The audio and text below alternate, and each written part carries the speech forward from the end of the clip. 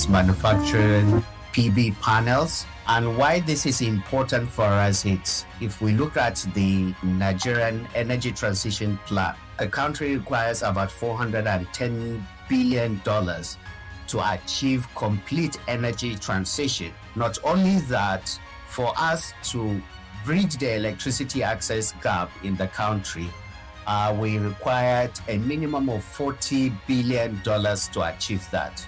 Not only that, if you look at the numbers of employment that the renewable energy space created last year, a total of about 14 million jobs were created last year. Out of that 14 million, China accounted for over 7 million of those jobs.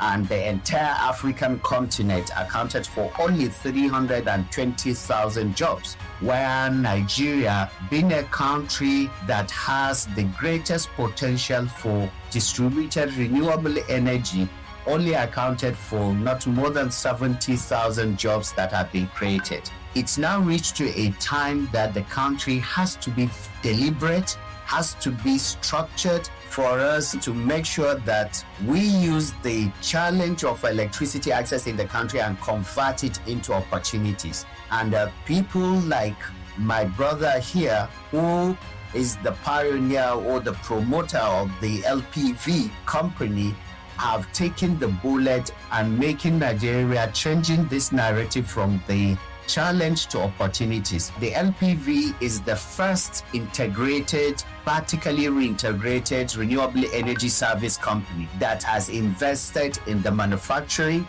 invested in the implementation, and also invested in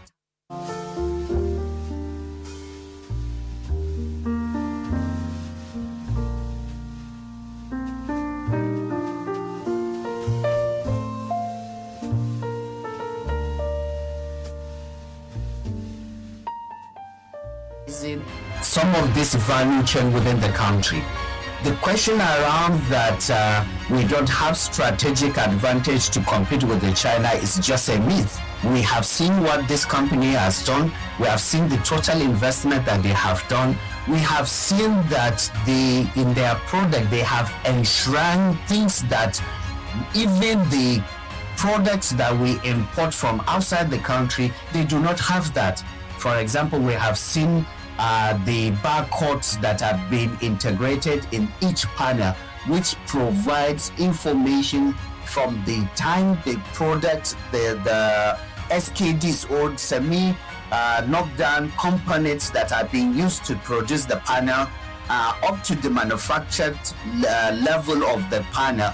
All the information, the history around that PV panels, you can easily see it if you buy the panels that are there. We have seen the level of standard they put in place to get these panels out. We have also seen the level of efficiency, the level of automation that they have put in place, and the level of quality control put in place in producing this. This is Nigeria to the world. This is ensuring that we have in Nigeria products that can compete globally. And I'm saying this on record that the product being produced by this local company, LPV, here in Lagos, Ikotu, is a product that can compete internationally with any international company. They have what it takes to address or to contribute to addressing the electricity access challenge in the country. I'm very happy to be a Nigerian, seeing this kind of investment being done by Nigerians, and I look forward to continuous collaboration between Rural Electrification Agency and the LPV. And in conclusion, we have also seen how different government agencies can collaborate. I have with me my brother, the Executive Secretary of the Police Trust Fund, whom Rural Electrification Agency signed an MOU to provide support and technical guidance and competencies in solarizing all the police stations across the country, which we have started, and he will give more details in that regard. So come here also to see where this product that a Rural Electrification Agency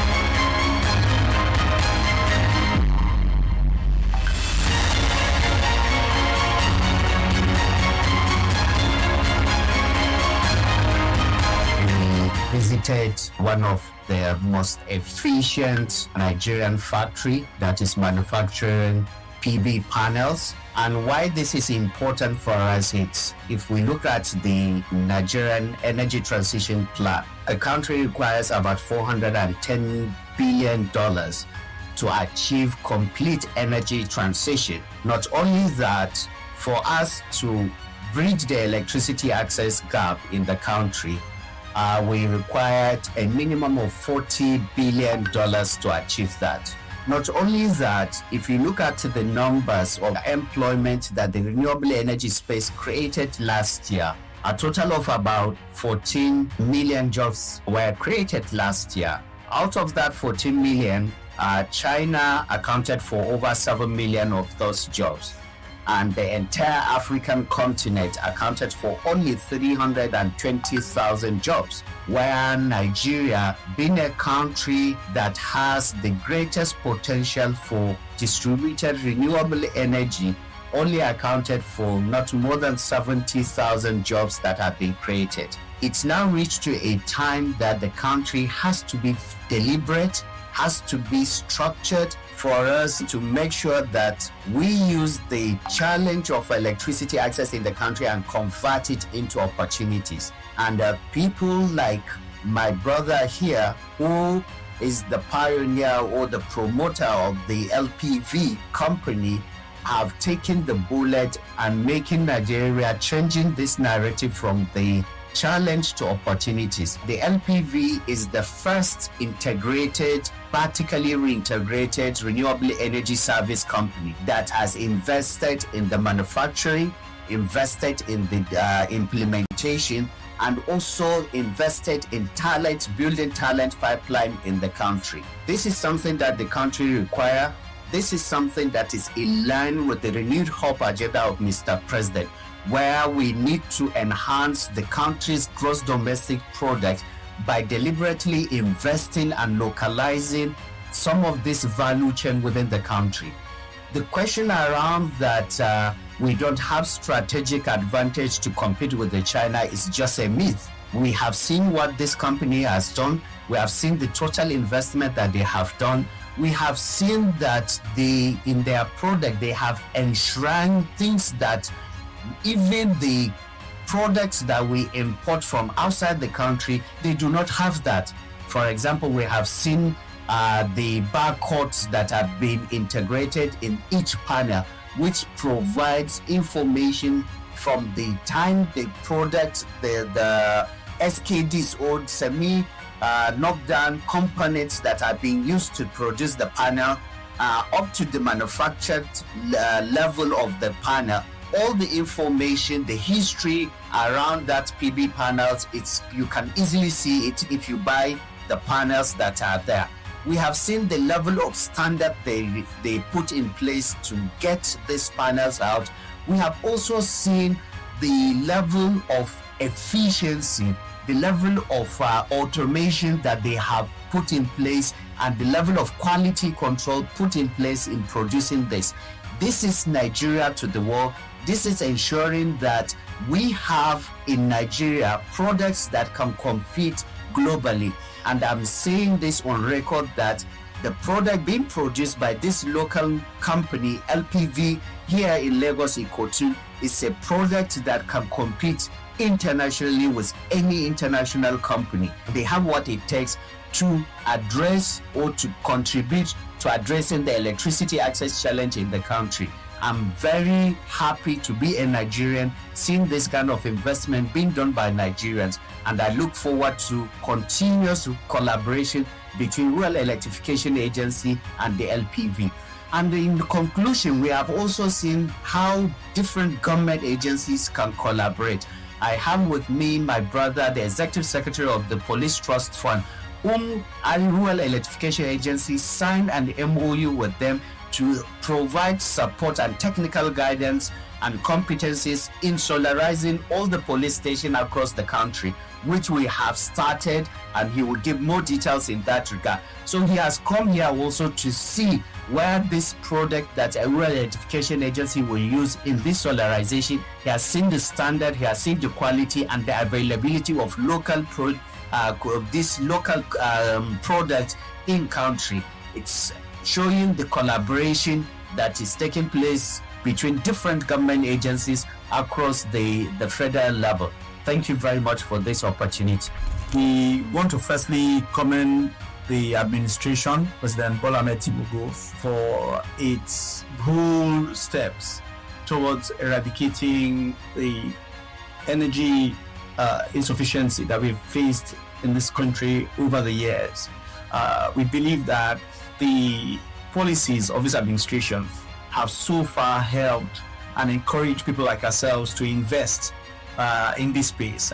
And what you have here is a 100 megawatt solar plant, manufacturing plant, which we plan to scale up to 300 megawatts before the end of the year. And this is in line with what we have seen.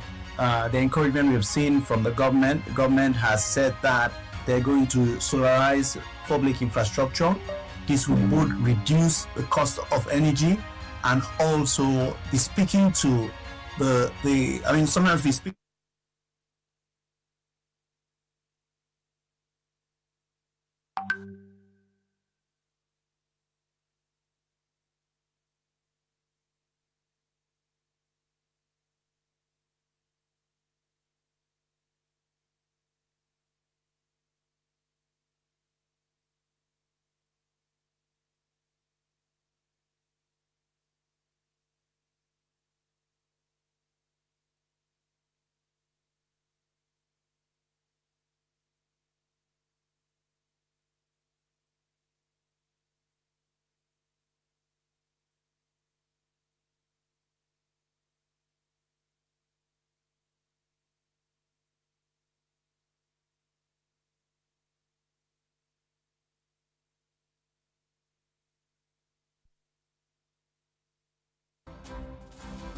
NREIF, the Nigerian Renewable Energy Innovation Forum, stand as a platform to connect policy ambition with market NREIF, the Nigerian Renewable Energy Innovation Forum, stand as a platform to connect policy ambition with market reality, research with investment, and innovation with implementation, a space where the ecosystem can co-create Nigerian renewable energy future. We meet today at a defining time for global energy landscape across the world. The energy transition is accelerating, driven by advances in solar technology, battery storage, and digital energy system. This inaugural Nigerian Renewable Energy Innovation Forum 2025, the first of its kind in our country, brings together visionaries, policymakers, entrepreneurs, and investors to rethink and redefine the opportunities of Nigeria's energy transition. This is an invitation to establish Nigeria as a hub for renewable energy manufacturing in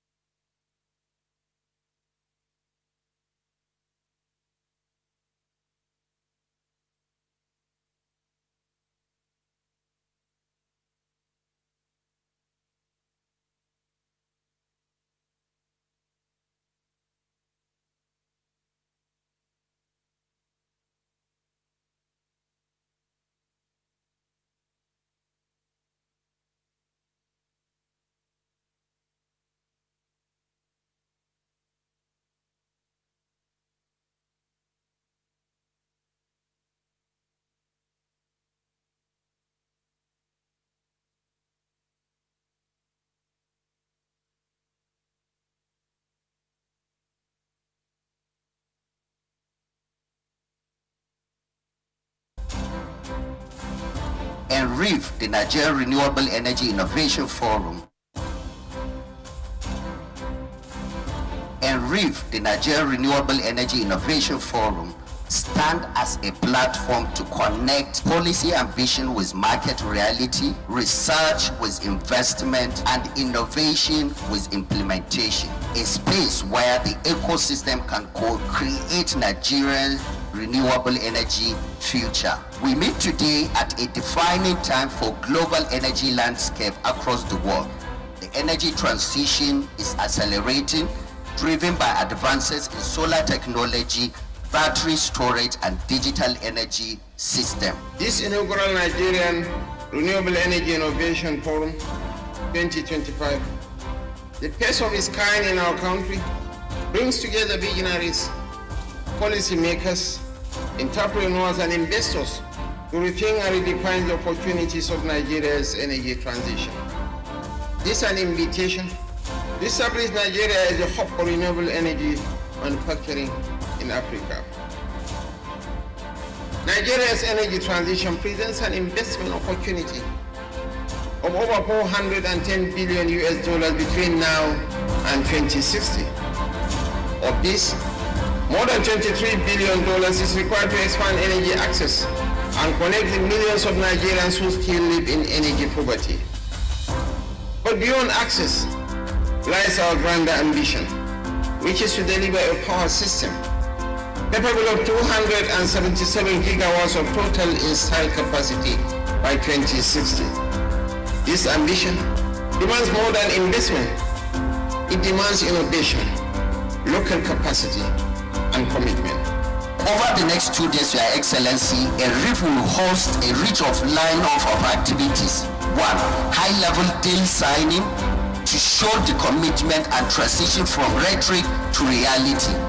We expect to sign deals of over $500 million of domesticated investment in renewable energy in the country. We will also have an expert panel session covering the entire spectrum of the energy ecosystem, from policy and regulation to technology and innovation to financing, skill development, and sustainability. And the Honorable Minister will lead an exhibition floor showcasing cutting-edge innovation across the country. Each session, each conversation, each partnership formed here, Your Excellency, will contribute to answering a single question. That is, how do we ensure that Nigeria not only participates in, but leads the renewable energy revolution in Africa?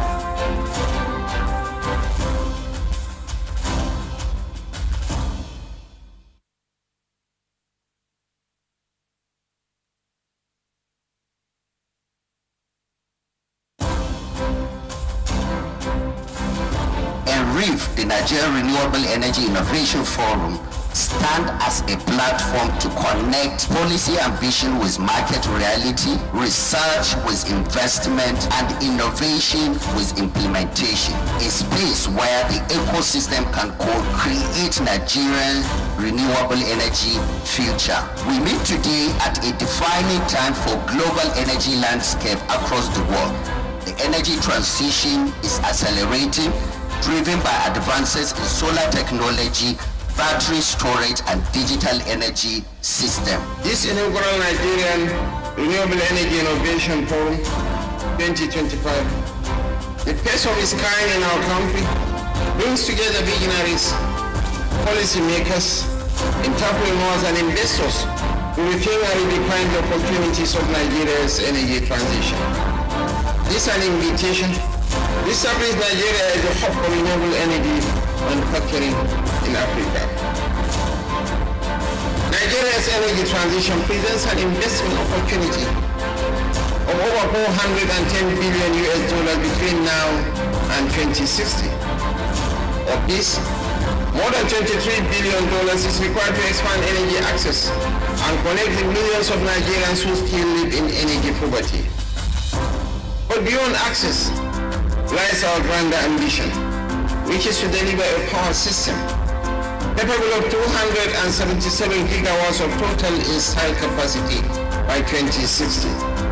This ambition demands more than investment. It demands innovation, local capacity, and commitment. Over the next 2 days, Your Excellency, NREIF will host a rich line-up of activities. 1. High-level deal signing to show the commitment and transition from rhetoric to reality. We expect to sign deals of over $500 million of domesticated investment in renewable energy in the country. We will also have an expert panel session covering the entire spectrum of the energy ecosystem, from policy and regulation to technology and innovation to financing, skill development and sustainability. And the Honorable Minister will lead an exhibition flow showcasing cutting-edge innovation across the country.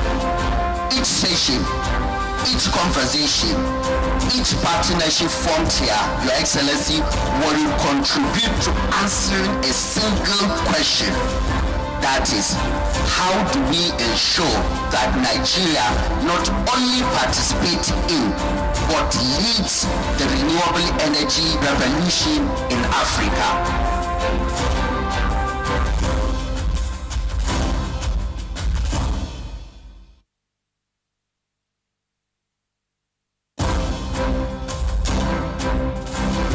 NREIF, the Nigerian Renewable Energy Innovation Forum, stand as a platform to connect policy ambition with market reality, research with investment, and innovation with implementation. A space where the ecosystem can co-create Nigerian renewable energy future. We meet today at a defining time for global energy landscape across the world. The energy transition is accelerating, driven by advances in solar technology, battery storage, and digital energy system. This inaugural Nigerian Renewable Energy Innovation Forum 2025, the first of its kind in our country, brings together visionaries, policymakers, entrepreneurs, and investors who rethink and redefine the opportunities of Nigeria's energy transition.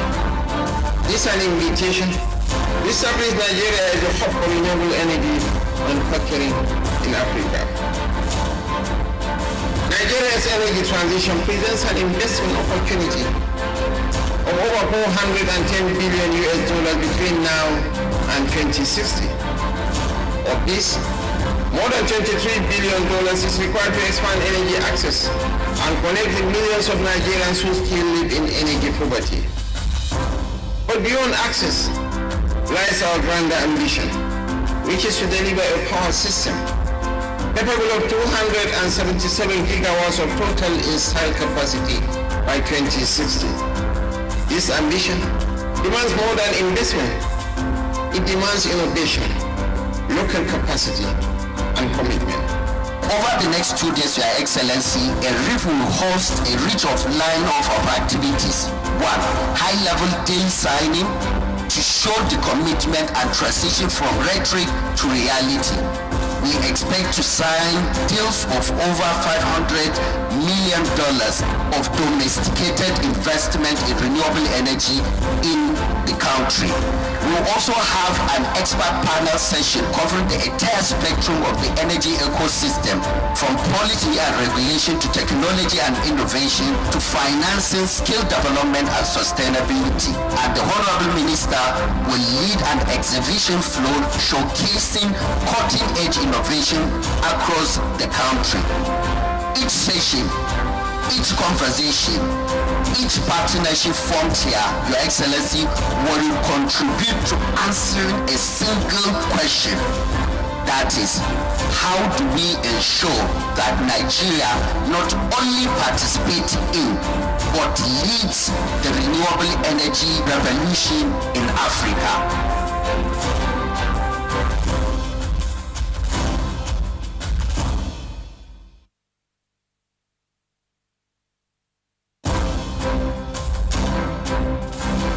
NREIF, the Nigerian Renewable Energy Innovation Forum, stand as a platform to connect policy ambition with market reality, research with investment, and innovation with implementation. A space where the ecosystem can co-create Nigeria's renewable energy future. We meet today at a defining time for global energy landscape across the world. The energy transition is accelerating, driven by advances in solar technology, battery storage, and digital energy system. This inaugural Nigerian Renewable Energy Innovation Forum 2025, the first of its kind in our country, brings together visionaries, policymakers, entrepreneurs, and investors to rethink and redefine the opportunities of Nigeria's energy transition. This is an invitation to establish Nigeria as a hub for renewable energy manufacturing in Africa. Nigeria's energy transition presents an investment opportunity of over $410 billion between now and 2060.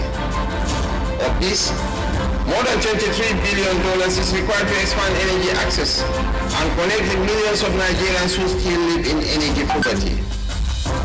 But beyond access lies our grander ambition, which is to deliver a power system capable of 277 gigawatts of total installed capacity by 2060. This ambition demands more than investment. It demands innovation, local capacity, and commitment. Over the next 2 days, Your Excellency, NREIF will host a rich line-up of activities. 1. High-level deal signing to show the commitment and transition from rhetoric to reality. We expect to sign deals of over $500 million of domesticated investment in renewable energy in the country. We will also have an expert panel session covering the entire spectrum of the energy ecosystem, from policy and regulation to technology and innovation to financing, skill development, and sustainability. And the Honorable Minister will lead an exhibition floor showcasing cutting-edge innovation across the country. Each session, each conversation, each partnership formed here, Your Excellency, will contribute to answering a single question. That is, how do we ensure that Nigeria not only participates in, but leads the renewable energy revolution in Africa?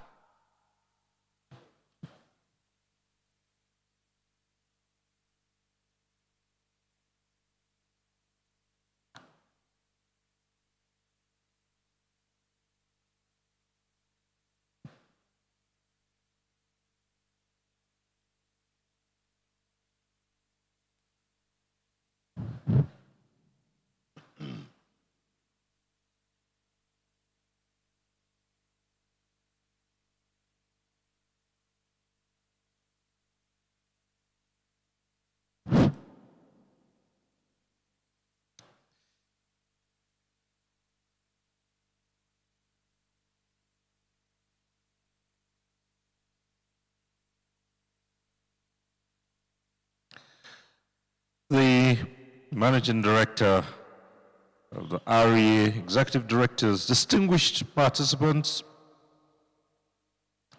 ladies and gentlemen, good morning. Good morning, ladies and gentlemen. I know it's quite early and we had a very long session, and so it's understandable if quite a number of us still feel a little bit groggy. But I do assure you, as the day progresses, we'll pick up that energy, the same energy which we witnessed here as we sit down to day 2 of the Nigeria Renewable Energy Innovation Forum. It's the business today is quite straightforward, and we'll be listening to mostly the experts and the technocrats who have a lot to discuss today. So today's sessions might not feature the kinds of razzmatazz media bliss which occurred yesterday. But these are highly technical sessions which will go on here. And to start off the day, we would request for a recap of day one and welcome remarks to set the ball rolling, after which there will be a short documentary. But to start off, let me invite the Executive Director of Corporate Services of the Royal Electrification Agency, Ayuadi Buiga, to come forward and do a recap of day one and as well welcome you all to today's sessions.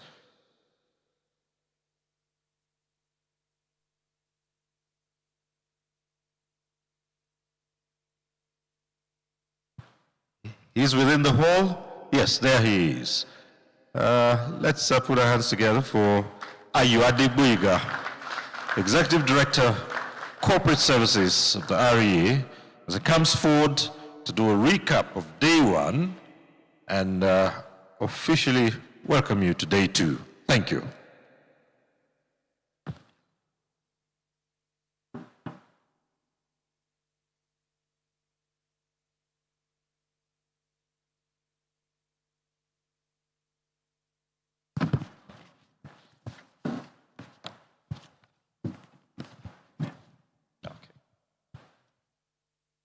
Good morning, ladies and gentlemen. Good morning, my MD Arid, Dr. Abba Ali. I'm sorry I don't know the names of a few of other people here, but I know you are all distinguished ladies and gentlemen. So good morning, ladies and gentlemen. We welcome you here again today. Yesterday was a great day for all of us. If you were not here yesterday, I would say one thing that you missed a lot, but don't panic. There is still very, very, very, very many more to come. You're welcome again to NREIF, Nigeria Renewable Energy Innovation Forum, where action meets rhetorics, where we start to take charge of production on localization in our country, where we no longer just talk about bringing in partners, bringing in solar power panels, where we start to think about how we can domesticate production in Nigeria, how we can localize the production of the raw materials that we need in this country to propel our energy transition. And it's not just about propelling energy transition, right? It is also about talking about sustainability. How can we sustain our energy transition without producing locally? It becomes very impossible for us to do that if we don't start to think about how we can localize production, how we can start to build local capacity, even in human capacity development. So it is key that we start to have that conversation now. And that is why this Nigeria Renewable Energy Innovation Forum is very key.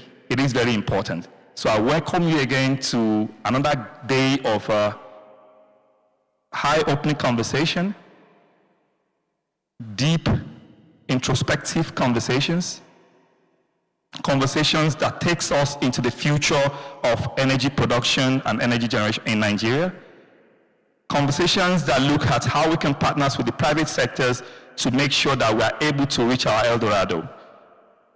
You're welcome once again. I was supposed to establish the protocol. Well, I believe that the protocol has just been established. So when next is your turn to speak on this podium, just come in and say protocol, as that you stand on the established protocol by myself, which is a no protocol at all. So when I started my speech earlier, I said, wow. The reason I said wow is because there was a lot that went on yesterday. It was a lot. And if you are here yesterday, please give yourself a round of applause. It was great. It was great. There were a lot of people here yesterday, a lot of conversations here yesterday, high opening conversations. I learned a lot, and I shouldn't be saying that because the MD is here. I can't be saying I was learning from people that are outsiders as an executive director at the Rural Electrification Agency. But trust me, I learned a lot yesterday. And I'm sure a lot of us also learned a lot. And we signed a great deal yesterday, worth about $500 million. But we'll talk about all of that in my recap in a minute. But you're welcome once again, and we're happy to see you here, and we look forward to another very interesting and innovative session. So let me just quickly go into day one recap. Do we have the... Yes, perfect. So yesterday, they made a mistake. The picture on there should be my picture, actually, but yeah, they kind of mix it up. But yeah, that's the Vice President of the Federal Republic of Nigeria, His Excellency Kashim Shettima. He was here yesterday with other dignitaries, but I will not be listing out those dignitaries yet. So let's just quickly look into what we did yesterday. We had the opening remarks and goodwill remarks from a lot of distinguished ladies and gentlemen here yesterday, important dignitaries. We had our deal room execution where we discussed partnership with the private sectors, and we're going to discuss that in a bit. We had a massive exhibition tour, which is just right out there, where you have a lot of local partners with a lot of cutting-edge technologies that were showcased to our people, to everybody that was here yesterday. In fact, that, for me personally, was the highlight of yesterday. And then we have 4 different high-level panel sessions. We had the first one right in this room, and then we had 3 breakout sessions that deal on different topics that we'll be touching on in a minute, before we then closed out yesterday for a bit of rest before we are here again this morning. To ignite the session yesterday, we have opening and goodwill remarks from my friend, my colleague, Dr. Engineer Dr. Engineer Omar A. Umar is right here, the ED Technical Services of the REA. In his opening remarks, he described the forum as a very dynamic platform where innovation meets opportunity. So earlier on, when I mentioned that innovation meets action, I was referring to that key aspect of his remarks yesterday. And then we then have no one else but the doctor himself, Dr. Abba Aliyu, the MD CEO of the REA. He came on board to tell us about how urgent it is important for us to start to build local manufacturing capacity in the country and in the energy sector, pointing to the heavy reliance on imported PV panels from international markets. It is like, in his remarks, he was saying that we are spending more money to import when we are the ones that are investing the funds into providing energy for our people. And to me, it kind of makes sense, right? It kind of makes sense that if you're the one investing billions of dollars, then you should find it within your own space also to develop local capacity so that our meager FX that is available to us in this country is not continuously shipped out of the country in search for products that we can locally manufacture in this country. And if you look at it critically, you will realize that we have all the raw materials to produce locally, the PV panels, the lithium batteries in this country. We just need to tap into all these potentials. We need to collaborate with the right people, the right private sector partners to ensure that we're able to do this. And then we then moved on to another remark from the Vice President himself, His Excellency Senator Kashim Shettima, who framed the renewable energy as a cornerstone of national transformation, while we then have the headmaster, the head of the ministry, Chief Adebayo Adekola Adelabo, the Minister of Power. He came on board also to reaffirm the ministry's continued support for the Rural Electrification Agency and for the entire agency in the Ministry of Power to ensure that Nigerians in the nearest future are able to have 24 hours uninterrupted, sustainable power across the entire country. I mentioned earlier that we had a lot of distinguished ladies and gentlemen here yesterday. Some of them are high-level representatives from the Netherlands. It was here yesterday, also from Germany, the EU, and the United Nations. They all reaffirmed their commitment to Nigeria's clean energy journey. They reaffirmed the fact that they know that one of them actually mentioned yesterday, and I'm borrowing this analogy. He said, a candle lighting another candle does not dim the light of the other candle. That means that we must collaborate as countries to support ourselves and to get Nigeria to where Nigeria ought to be in terms of energy access as a nation. moved on to the deal room, where we signed significant MOUs with partners. The first one is, we signed a total amount of about $435 million investments here yesterday, which translates to about 2,200 megawatt renewable energy project capacity in this country. And it's across 6 localities, which is Lagos, Ogun, Akwa Ibom, Kano, Bayelsa, and FCT. Let me repeat that. Lagos, Ogun. I can't be speaking like MD. Why would a Yoruba man be saying Ogun as Ogun? Ogun, Akwa Ibom, Kano, Bayelsa, and the Federal Capital Territory. Also yesterday, the Honorable Minister, Chief Adebayo Adekola Adelabu, launched 2 of our documents to guide investments and technical compliance. Yesterday, right here, it launched the Nigerian Green Manufacturing Investment Prospectus, which details actionable investment opportunities, policy incentives, and project pipelines for local renewable energy manufacturing in Nigeria. If you haven't grabbed a copy yet, I think that's a very important document to have to read. Most especially, I've met a few people out here this morning who are new into this journey, who are coming into the energy sector. This is a very important document for you to have, to study, so that you know at what point you can actually enter into the sector. We also yesterday launched the REA Harmonized Technical Standards, which is the updated standards for renewable and grid technology, ensuring quality and consistency across all projects. The importance of that particular document to us at REA and in this energy sector is the fact that when we get funding from foreign partners, we have to show them that we have standards of particular components that we use or materials that we use in Nigeria. And these standards are world global standards.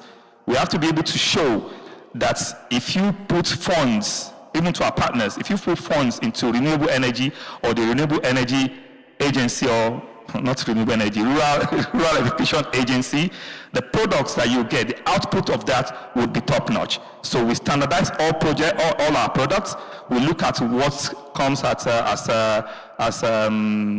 the batteries that we use for our projects, the PV panels. These are all tested internally, and we make sure that they meet global standards. So any project delivered by the Rural Electrification Agency is going to be a world-class project. That is why we have the standards put together, and that was also launched here yesterday.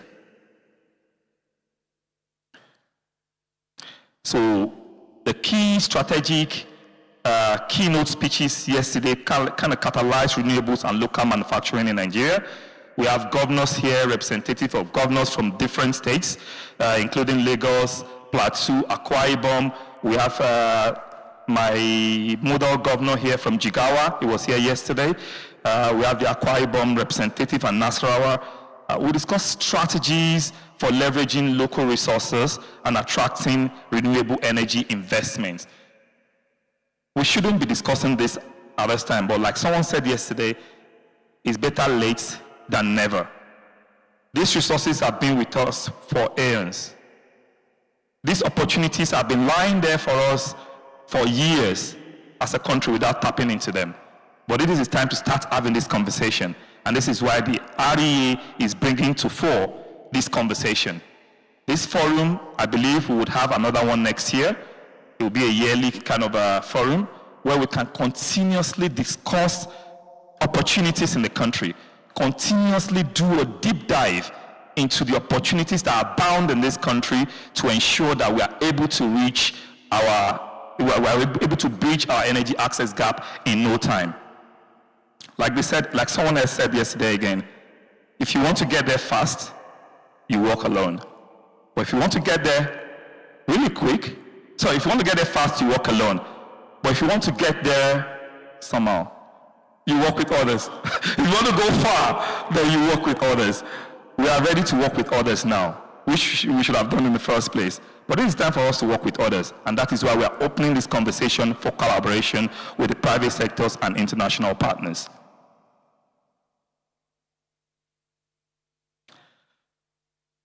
I said yesterday, for me, the exhibition center was the highlight of the day for me.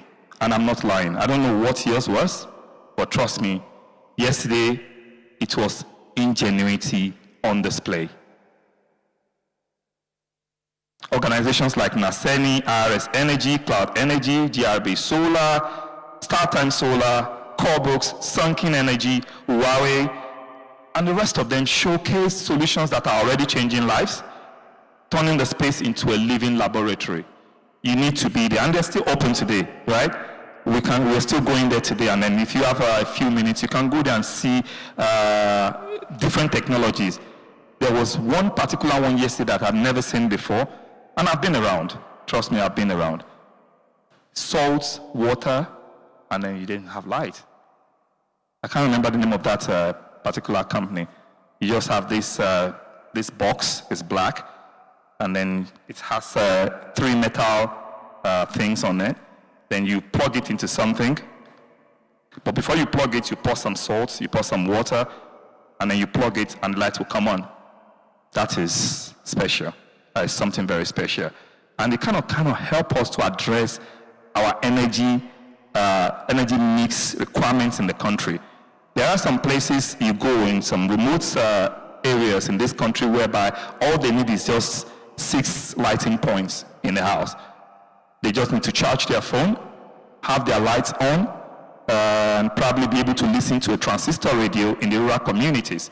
So for us at REA, this kind of innovative technology kind of speaks a lot into things that we need to start looking at to provide or to bridge the energy access gap in the country.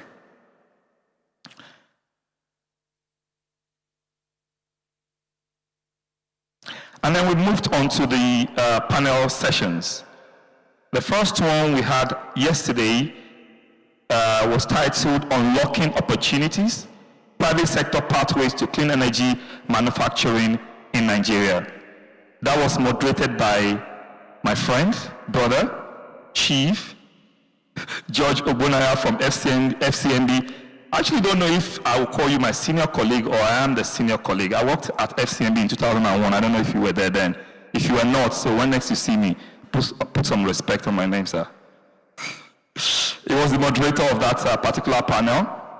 For that panel on local manufacturing, we had Nza Obe from LPV. We had Chus Umezulora from Oxano Technologies. We have Patrick from Sunken, and what they all discussed was centered around scaling production in Nigeria. How do we ensure that these private sector actors are able to scale production in the country?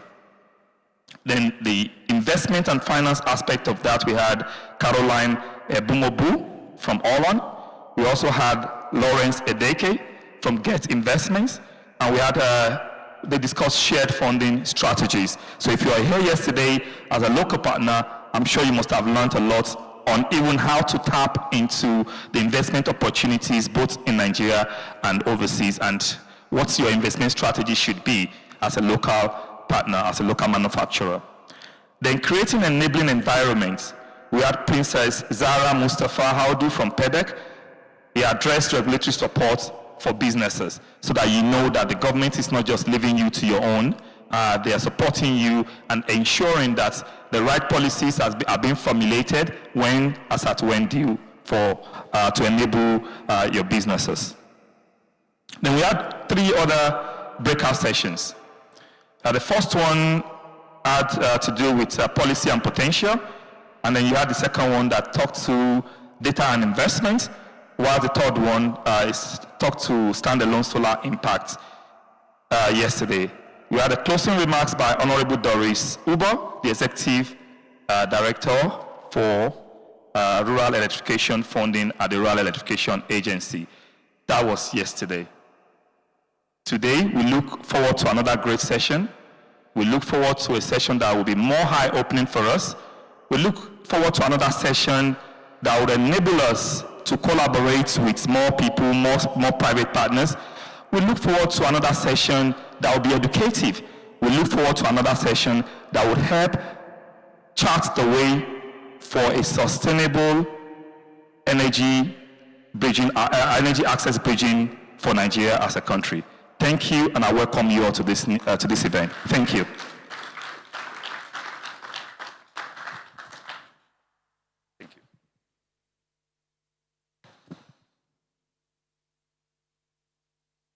Thank you very much. Ayuade Buiga is Executive Director, Corporate Services of the REA.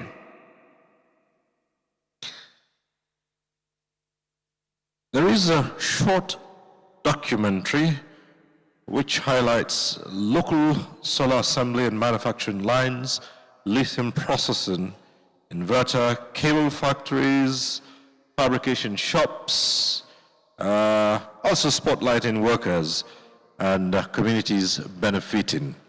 So if the technical crew are ready, let's have that short documentary.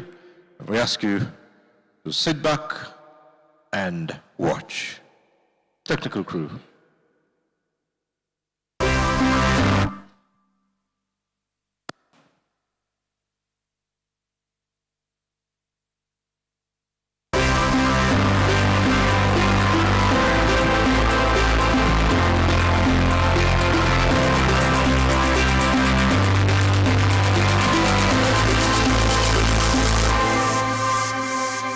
Electrification Fund's REIF is a strategic financing mechanism established to promote and stimulate rural electrification projects through a combination of public and private sector funding, like the regulator's excess revenue, funds and grants to support clean energy initiatives that include mini-grids and solar home systems.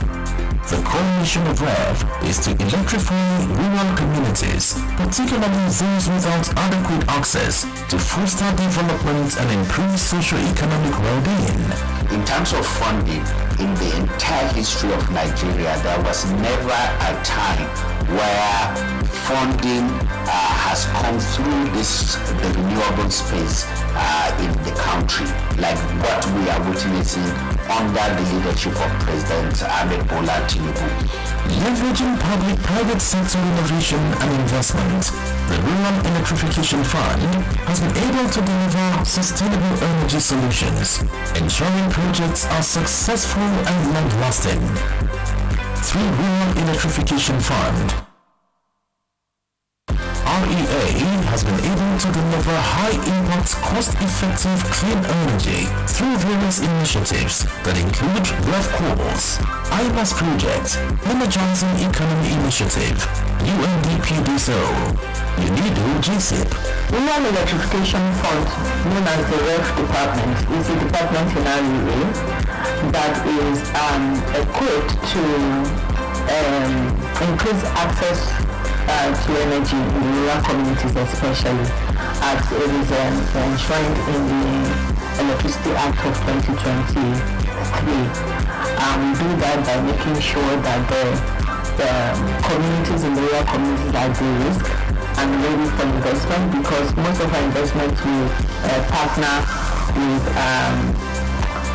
private sectors to bring in their private sector funding and to get it ready for increasing access to energy in those communities.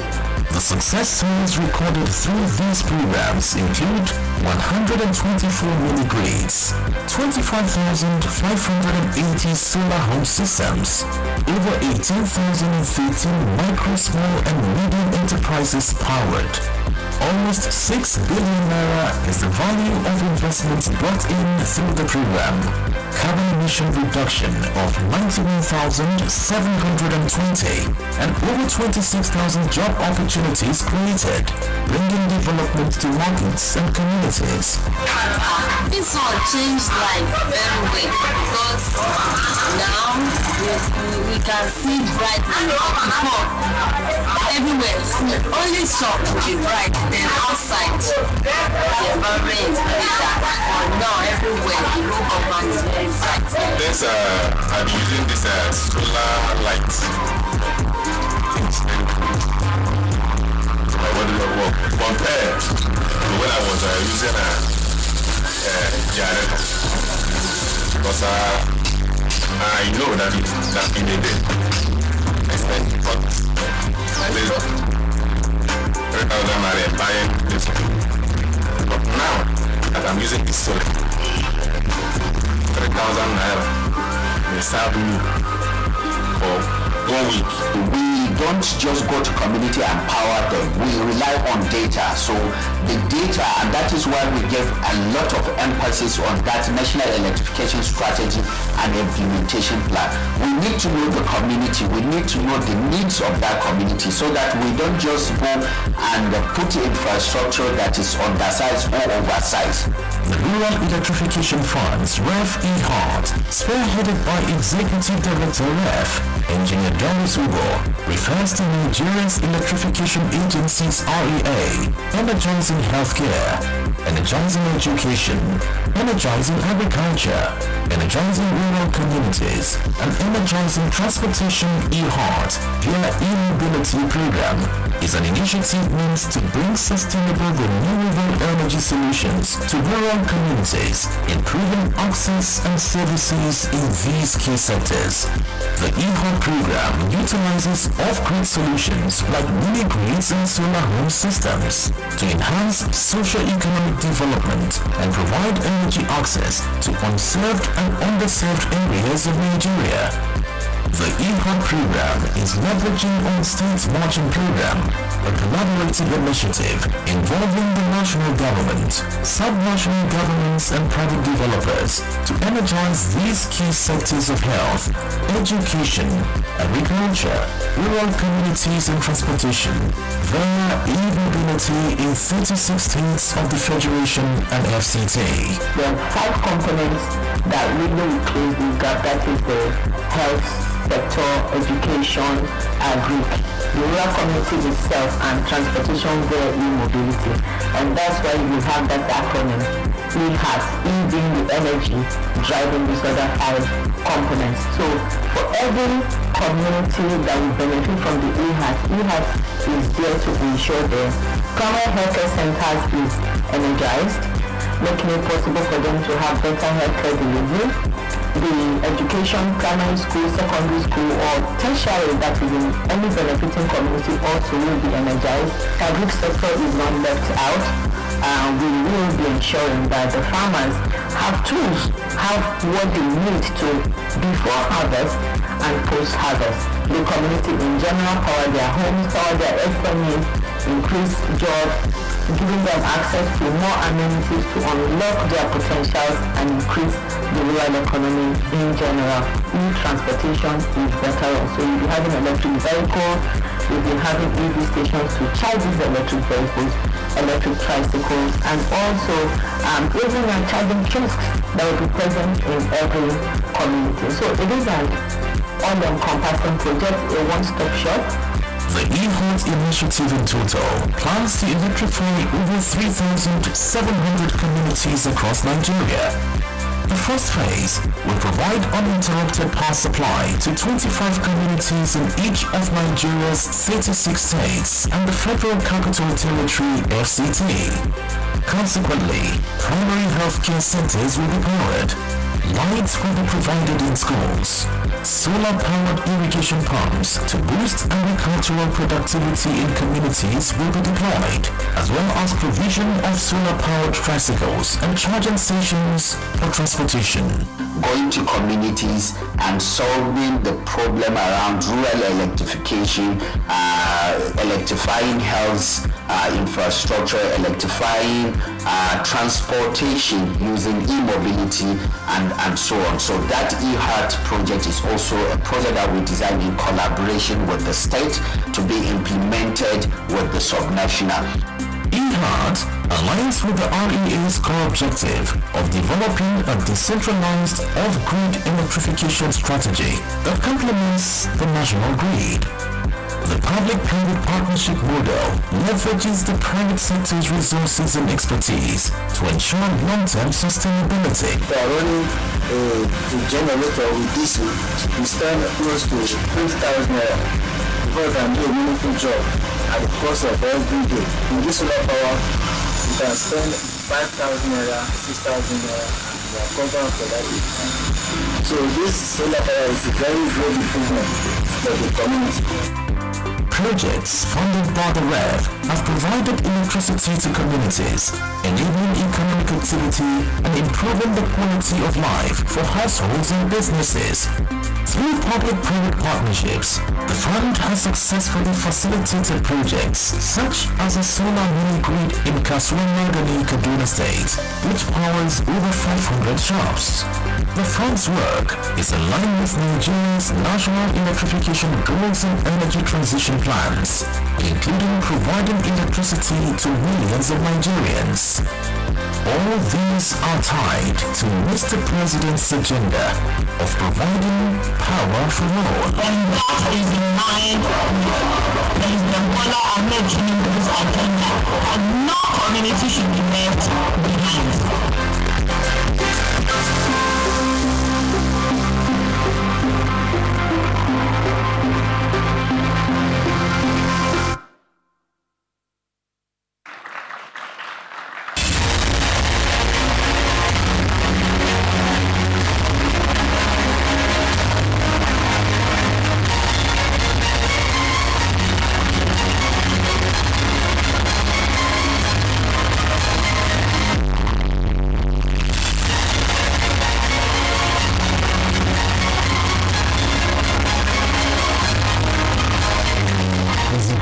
One of the most efficient Nigerian factory that is manufacturing PV panels. And why this is important for us is if we look at the Nigerian energy transition plan, a country requires about $410 billion to achieve complete energy transition. Not only that, for us to bridge the electricity access gap in the country, we required a minimum of $40 billion to achieve that.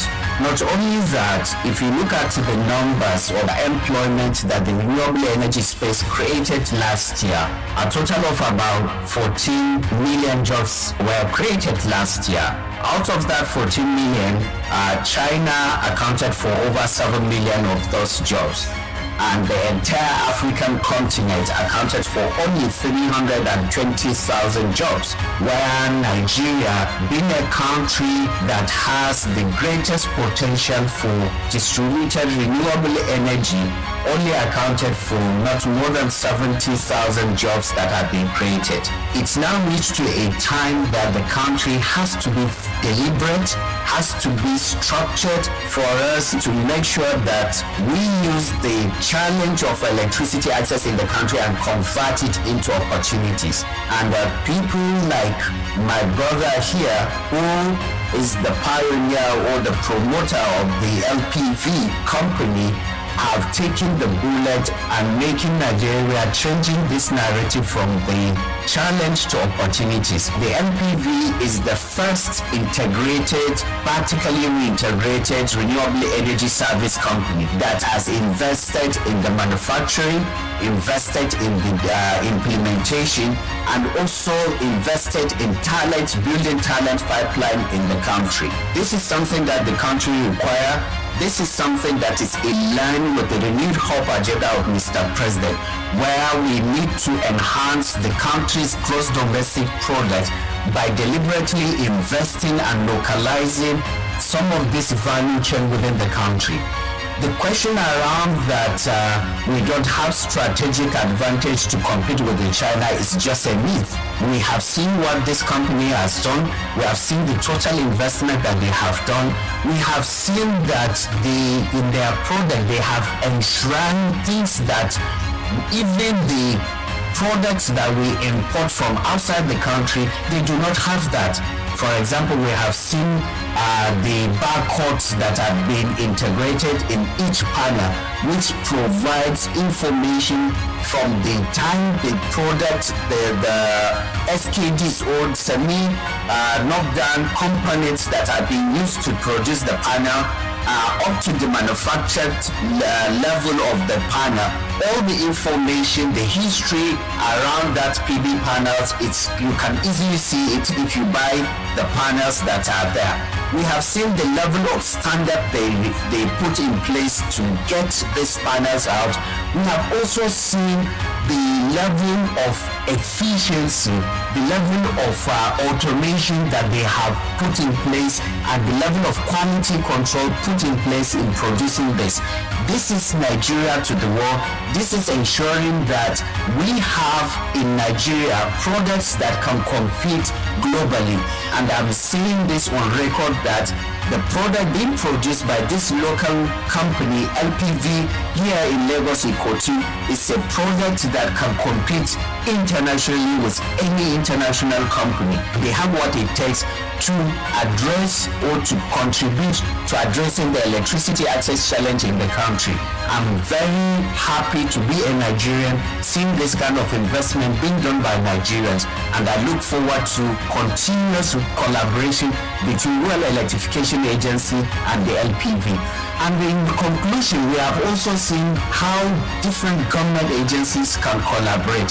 I have with me my brother, the Executive Secretary of the Police Trust Fund, whom Rural Electrification Agency signed an MOU with them to provide support and technical guidance and competencies in solarizing all the police stations across the country, which we have started, and he will give more details in that regard. So he has come here also to see where this product that a Rural Electrification Agency will use in this solarization. He has seen the standard, he has seen the quality and the availability of local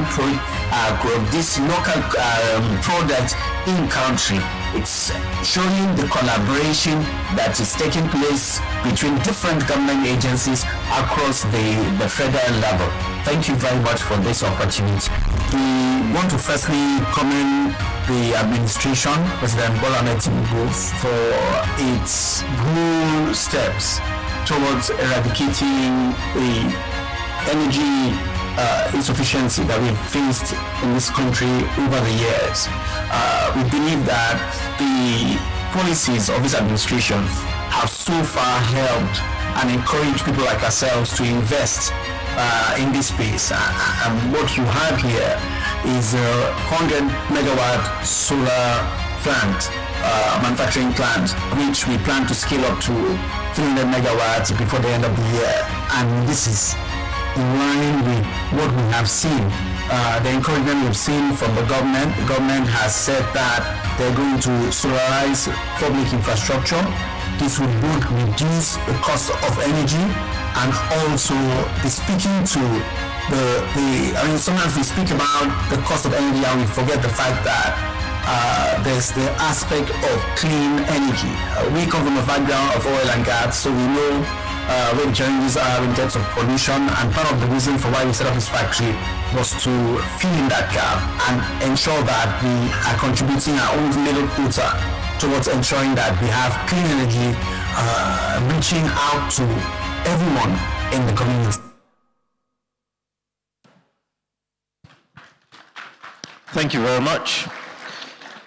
Ladies and gentlemen, now we're going into another panel. This session is couched insights from the CEOs. Let me borrow from the words of the ED Corporate Services when he said there was a lot to learn yesterday and that he himself learned quite a few things.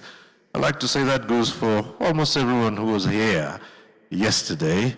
And for me, it was also an opportunity to learn a lot. With close to 50 years in active broadcast journalism practice, I believe most of my colleagues in the fourth estate of the realm had so much to know about renewable energy and the work that the REA is doing in the country. So here's hoping that today we'll get more insights into renewable energy in Nigeria. And so with that, let me introduce the keynote speaker and moderator for the next session. Eyo Ekpo would be the keynote speaker and moderator. Let's appreciate him. It's in here. The panelists are T. Patrick Walsh, co-founder and CEO, Sun King.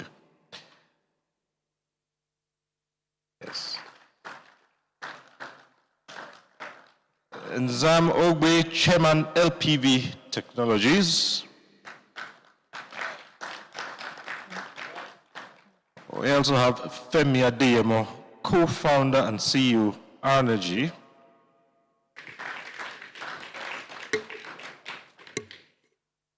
Mr. Obaru Odege, Executive Director, Wholesale Banking, FCMB.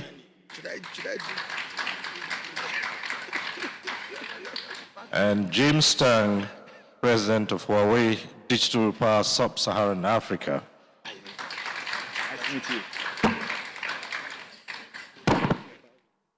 And so, we'll hand over for this next session, which should last 1 hour. Let me hand over to the moderator, Ayo Eko. Thank you very much.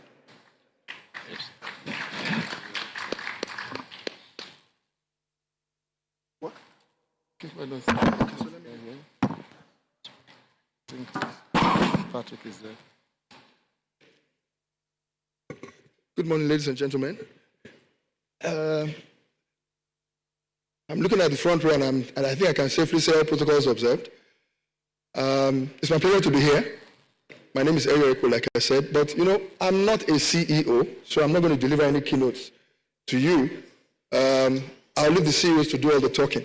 I noticed that yesterday, at least at the sessions which I attended, there wasn't much of interaction from the audience. So what I intend to do today is to ask a few questions of the distinguished gentlemen. There's no lady here, unfortunately, to brighten up and also add a different perspective like ladies always do, sadly. But we'll make the best of it, and I'll try to have them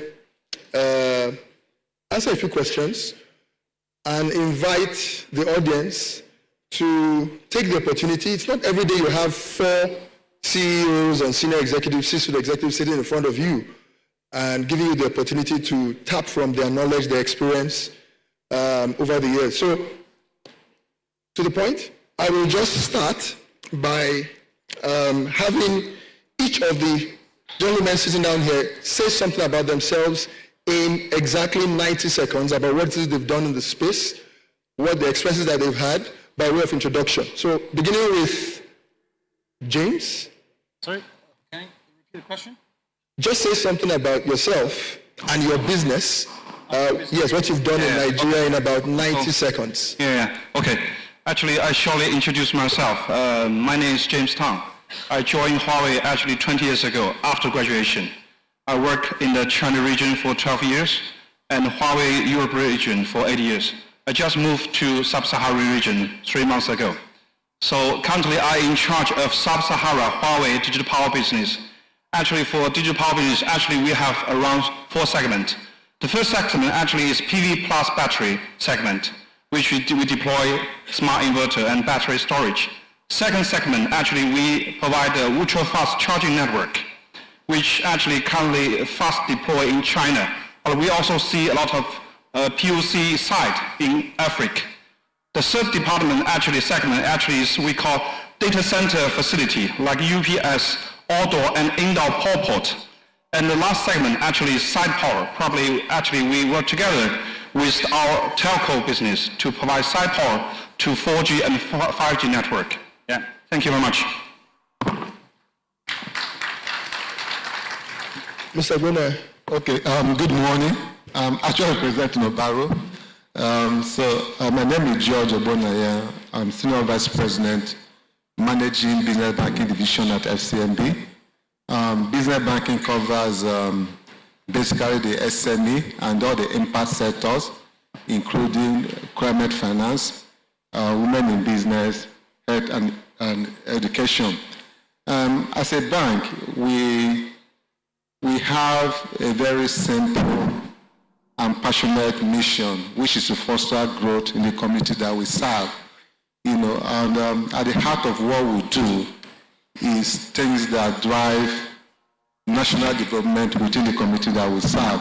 And interestingly, this sector, renewable energy, sits at the heart of what FCMB believes in, because it's a major catalyst and driver for national growth and development, which explains why we have continued to make investment starting from even pre-COVID. We've been very consistent, and we are committed because we believe that this will be a great enabler for national growth. Thank you. Thank you. Patrick, I see Patrick just joined us. So Patrick, would you like to say something about Sun King and yourself in just about 90 seconds for the benefit of the audience? Just a quick introduction. Yeah, so I mean, Sun King... Not just yourself, but also Sun King. Yeah, so Sun King is, committed to delivering affordable electricity to every off-grid home in Nigeria. And the way that we primarily do that is through solar home systems. We've distributed over 2.7 million solar home systems in Nigeria. Currently, about 10 million Nigerians are using Sun King for power and light. And we're not just providing the solar kits, we're also starting to work on providing solar appliances, energy-efficient appliances to go with these kits. And so when it comes to, the Nigeria First agenda, localization has always been a core of what we've been trying to do. With the scale of the Nigerian market, local assembly, local manufacturing is something that we really want to work hand in hand with REA and the Nigerian government to figure out what we can do, how we can do it, what are the practical barriers, how can we bring some of the lessons from other markets, other manufacturing sites to the Nigerian market, and so that's what we're all about. Thank you. I'm not sure about the quality of the audio, so we'll just switch to using this and see whether it works better.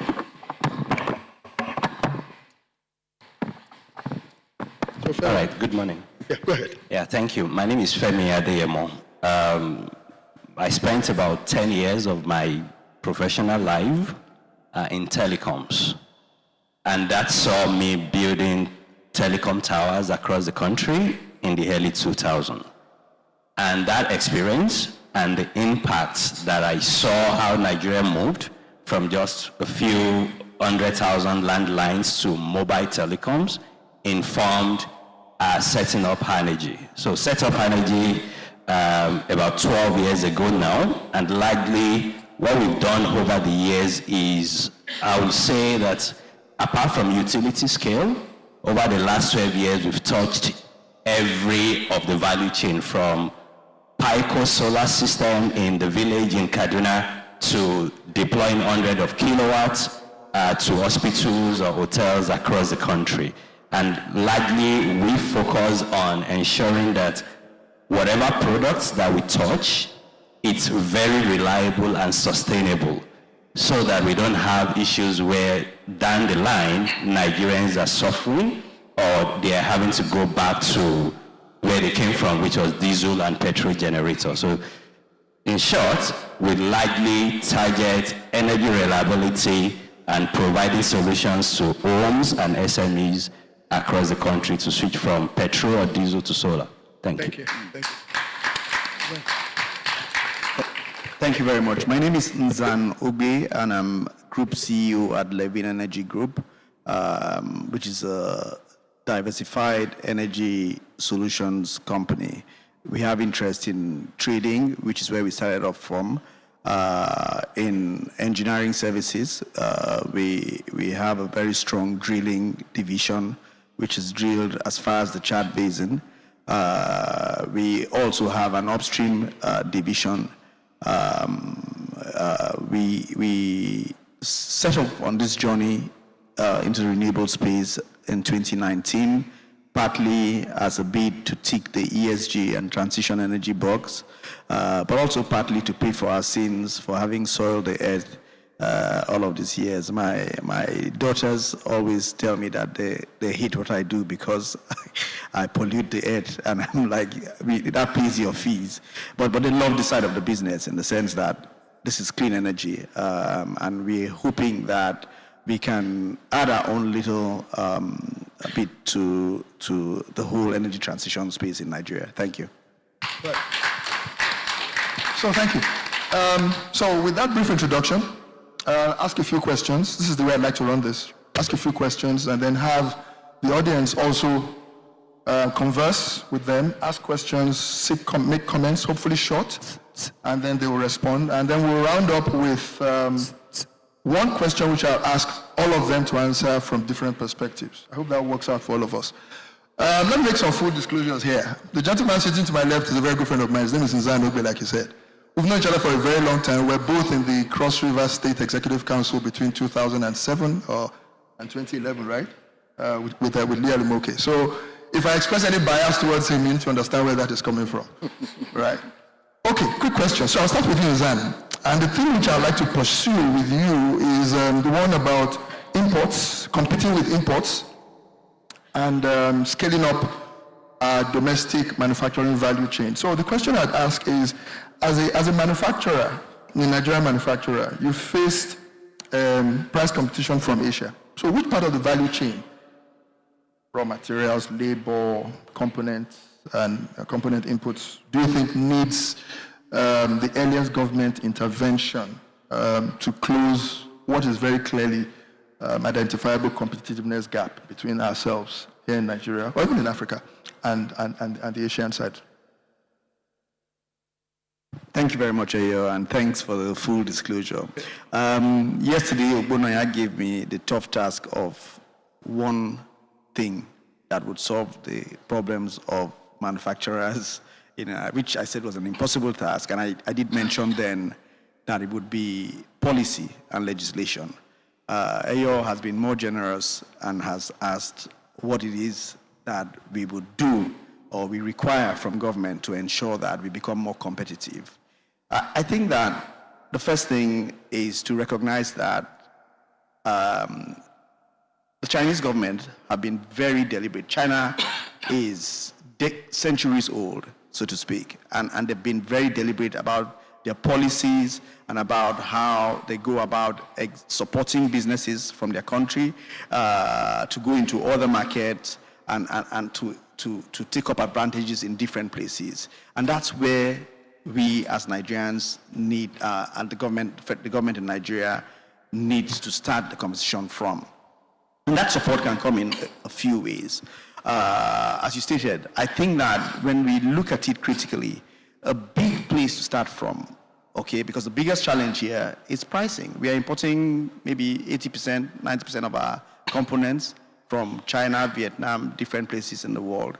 The cost of freight, the cost of time, okay, in shipping and all of that, because there's a cost to that, because there's a finance cost, etc., is a big factor there. And then you now add the fact that we come and we have to face levies at the ports, which we shouldn't, for things like cells. I don't see why we should even be having that conversation now, when you can import a panel fully manufactured for free. And we have, I was looking at the numbers, I think we are at about 200 and something billion naira in imports just this year alone. I mean, imagine what that would do in our local economy if the right encouragement is done. I think that we need to invest. I was looking around yesterday and I didn't see anybody from Raw Materials Research Council. We need to have Raw Materials Research Council make deliberate efforts towards finding where these raw materials are and how encouraging people to invest in that section upstream. And that's where the real value is. That would enable us. We just want to produce the panels.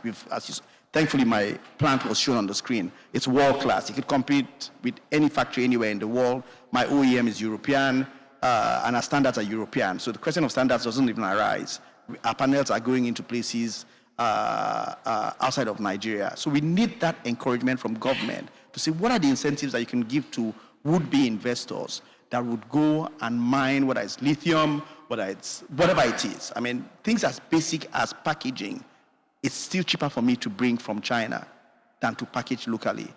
That needs to be encouraged. And there needs to be standardization, okay? There needs to be a lot of standardization. The market has an influx of substandard materials. I'm competing against substandard materials, not to say that everything that comes out of China or everywhere else is substandard, but there's this big influx of that. There's a big influx of, we don't even know what it is that we are importing. If someone says to you, the panel is 500 watts, how do you know it's 500 watts? But if you come to my factory, as the panels come off the line, it shows you what the wattage is. MD, you were there at the factory, you saw this. So there's a need for that encouragement of the local sector in that regard. Thank you. Thank you, Zan. Thank you. Okay. Patrick, I'll come to your end. And what I'd like to address with you is local assembly, affordability, and scaling up on the off-grid side.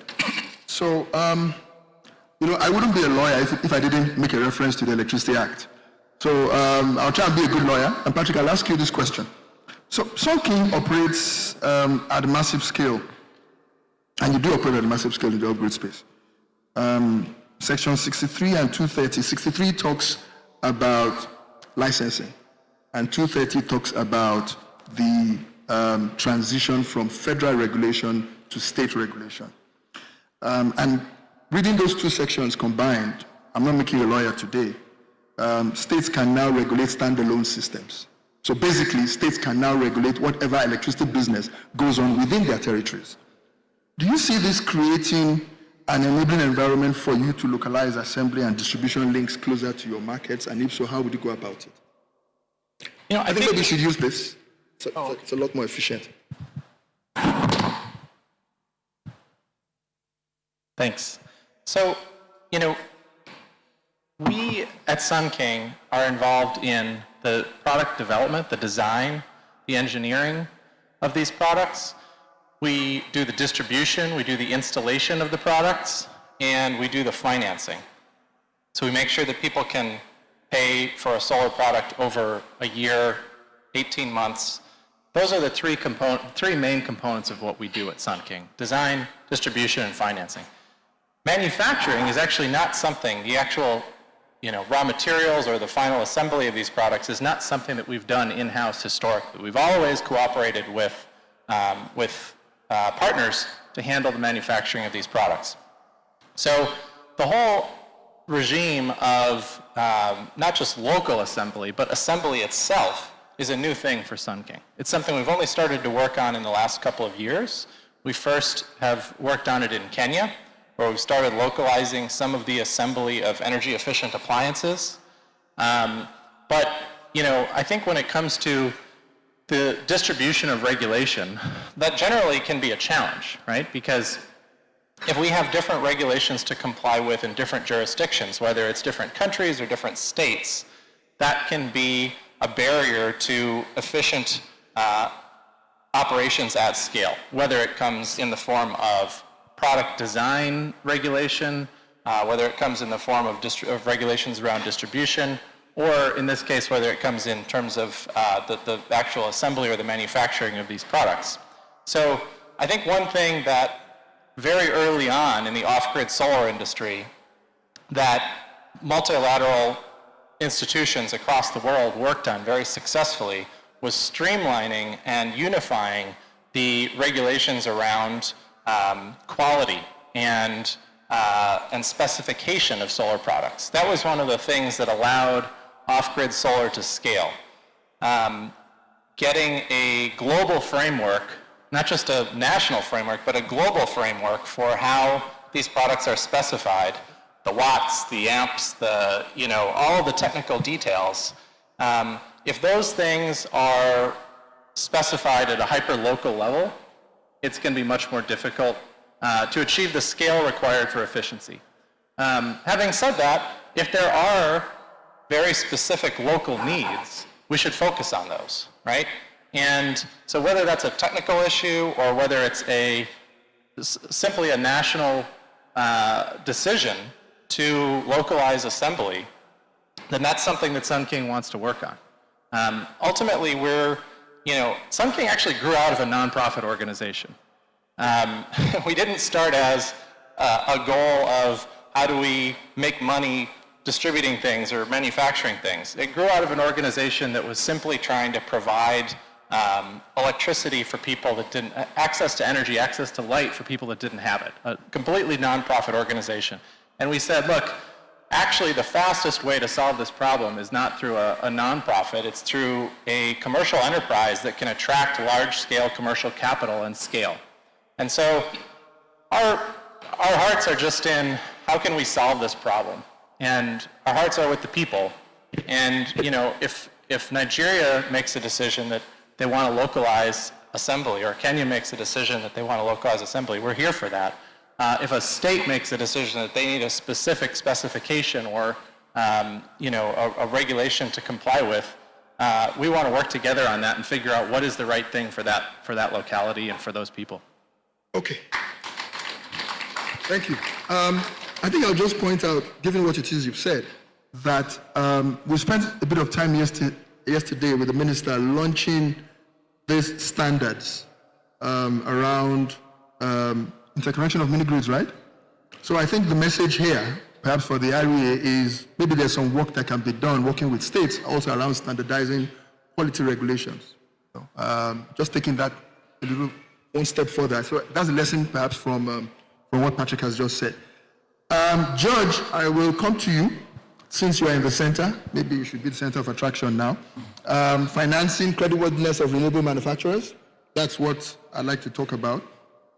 Many manufacturers say that access to long-term credit, and long-term here is not a typical Nigerian thing of 5 to 7 years. It's longer term, 10, 15 and above, in my book, has been a big constraint to them. So what sort of guarantees? I know bankers love guarantees and credit enhancements. So what sort of guarantees of any kind, DFI financing, sovereign, blended, whatever it is, would give your bank, FCMB, the confidence to provide those kind of long-term loans to renewable energy manufacturers? Okay, thank you.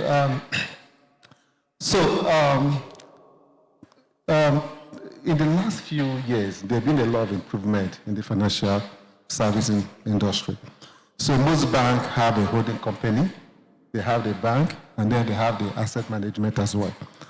So typically, the bank balance sheet is funded by short tenor funding. Yeah. So you typically get the 4 to 5 years. Even though they are short tenor, but they're also growing. So the bank can actually do more than 10 years. But sometimes they wait because the interest rate for 10 years could be a challenge.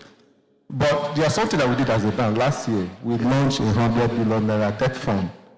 And what that means is we could get a 10 years funding from the market at federal government bond rate plus a spread. And I think we've already disbursed 10 billion in the first 6 months, we are going for the second trial. So if the challenge is 10 years, it's no longer a challenge. Yeah. Those availabilities are there, So I think the most important thing is for most debt is around the structuring, and the skill set of who you're talking to when it comes to structural finance. Because at that kind of rate, we are looking at structural finance. And also, if the project-like kind of funding, you're also looking at how you're able to ring-fence, the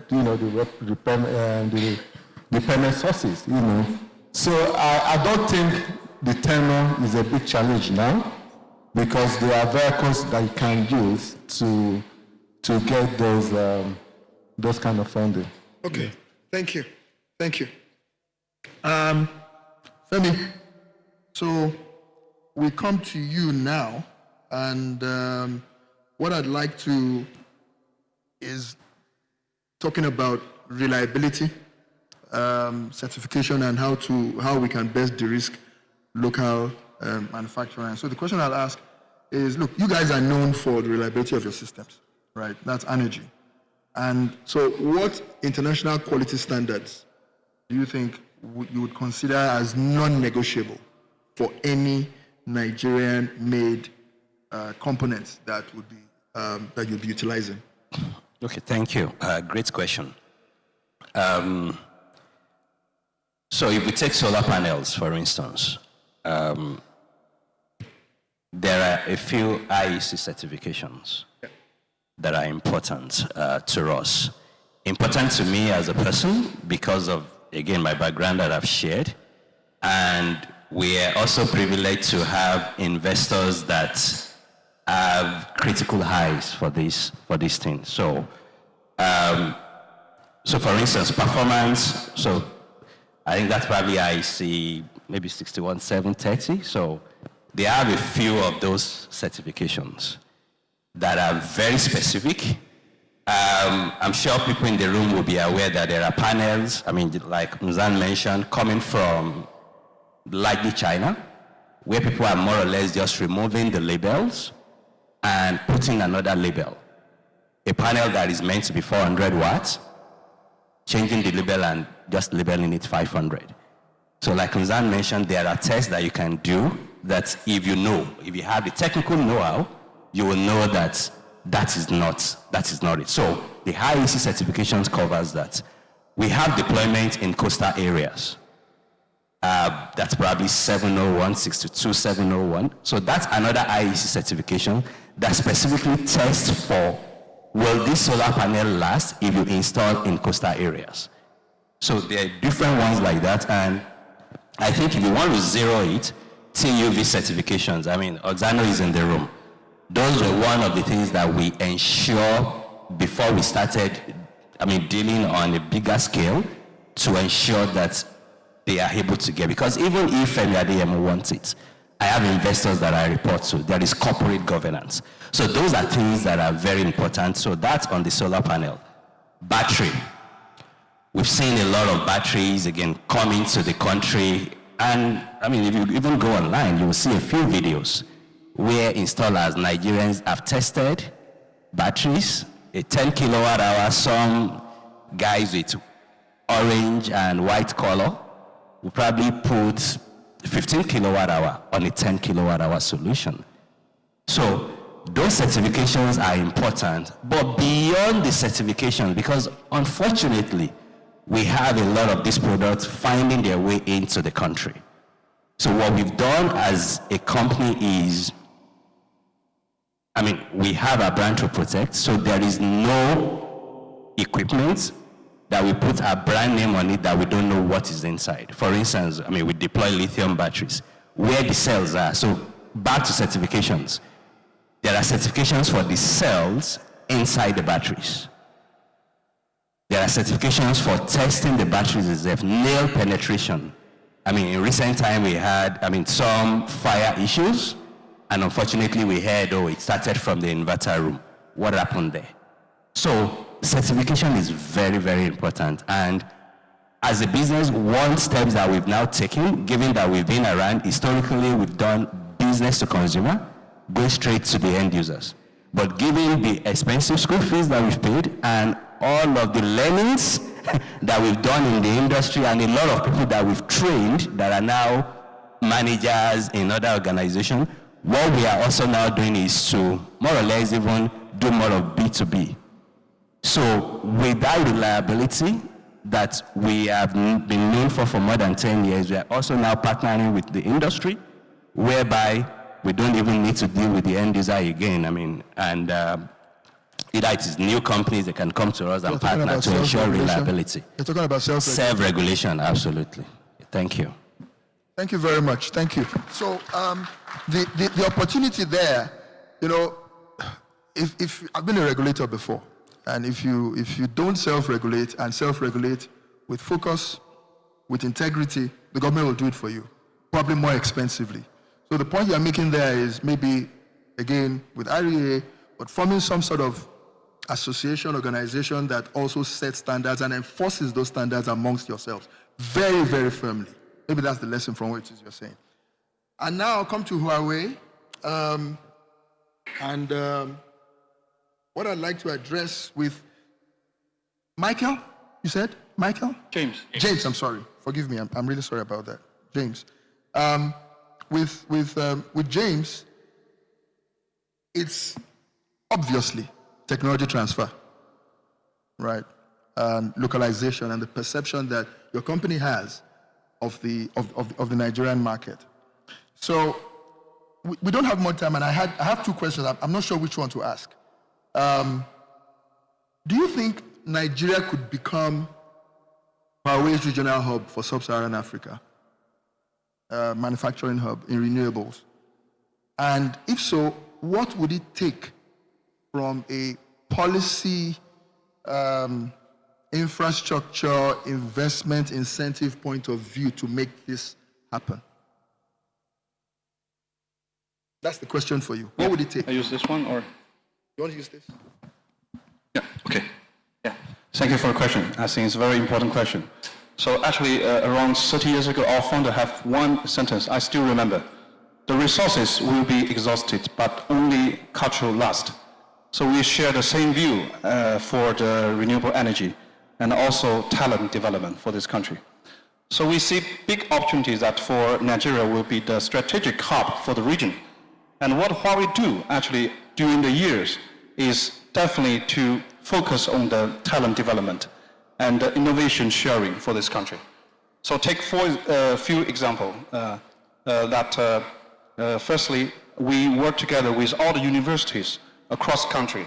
We set up over 190 ICT academic to enable all the talent, from the university, from college, to absorb advanced technologies for AI, let's say networking, and also clean energy. Actually, last Sunday, I have, I visit University of Abuja.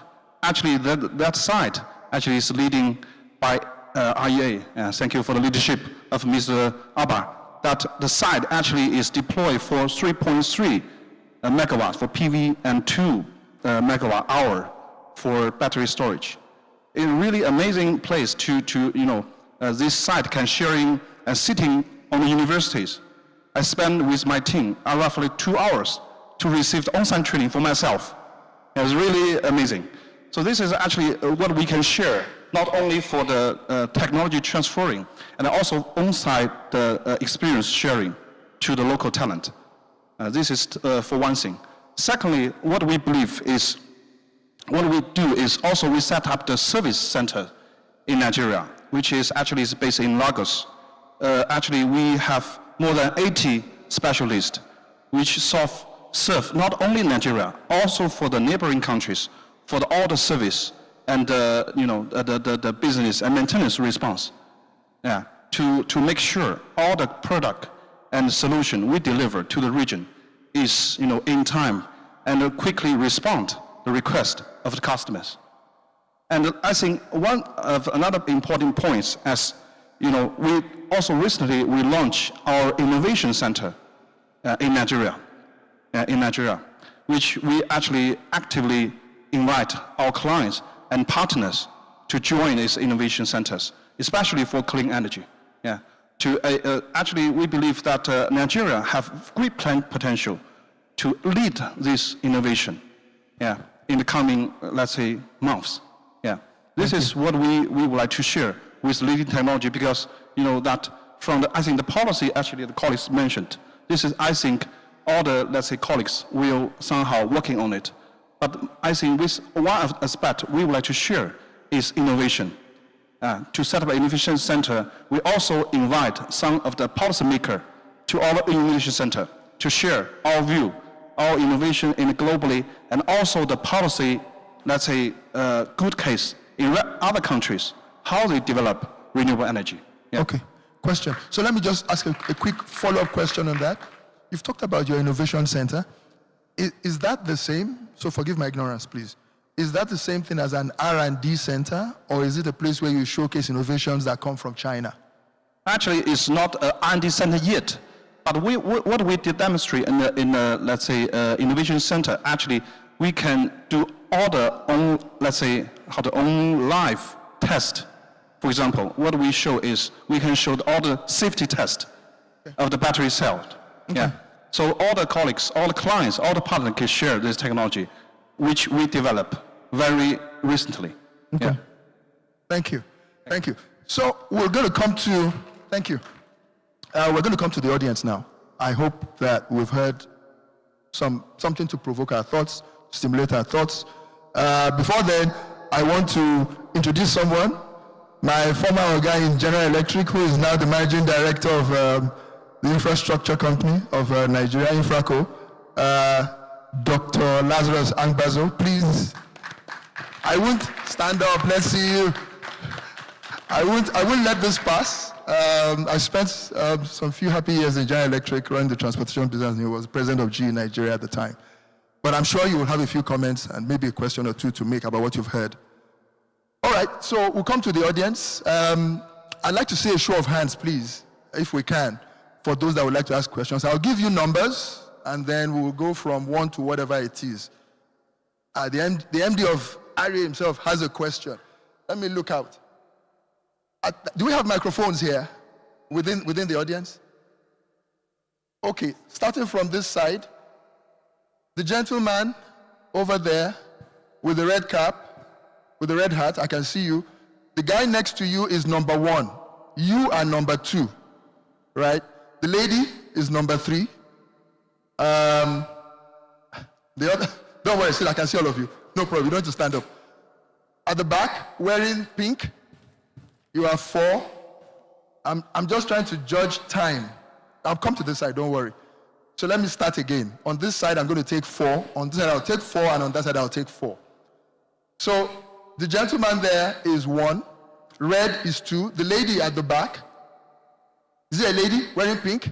It's a gentleman, no. The lady in black, the lady wearing black, you are number 3. Please remember your numbers. There's a gentleman there with the white hair, looking very distinguished. Is that white hair? I'm seeing on your head. Looking distinguished. That's you with the white pen. So you're number 4. All right, we're done with this side. MD.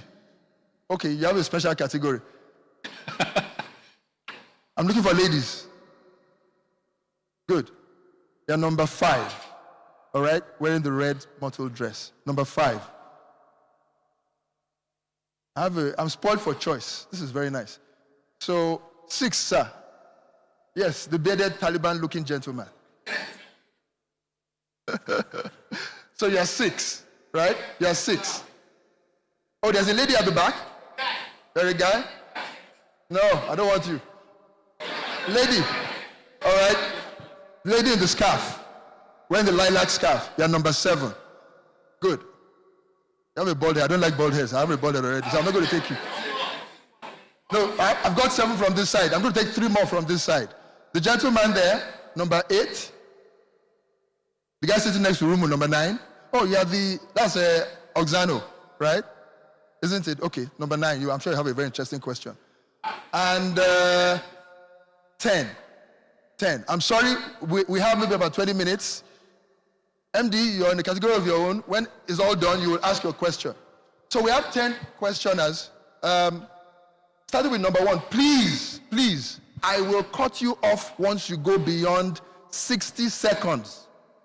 All right?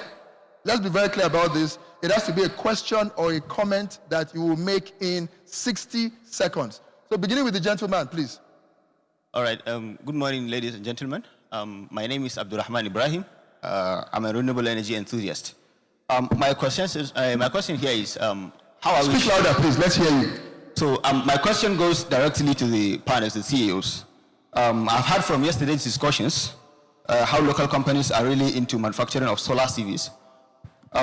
My curiosity here is to know the monocrystalline and polycrystalline silicon cells. Are they still imported, or they are being used from the minerals that are found here in Nigeria? Thank you. Thank you. Who's your question for? Anyone, open. Generally? Yeah. In the audience? Yes, sir. Okay, I'll determine who will answer that question. Number 2, the gentleman in the red hat. Good morning. My name is Engineer Binagu.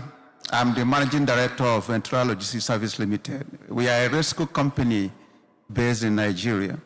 My first question goes to No, Mr. we have one question, please. Yeah, one question to Mr. George on finance. Okay.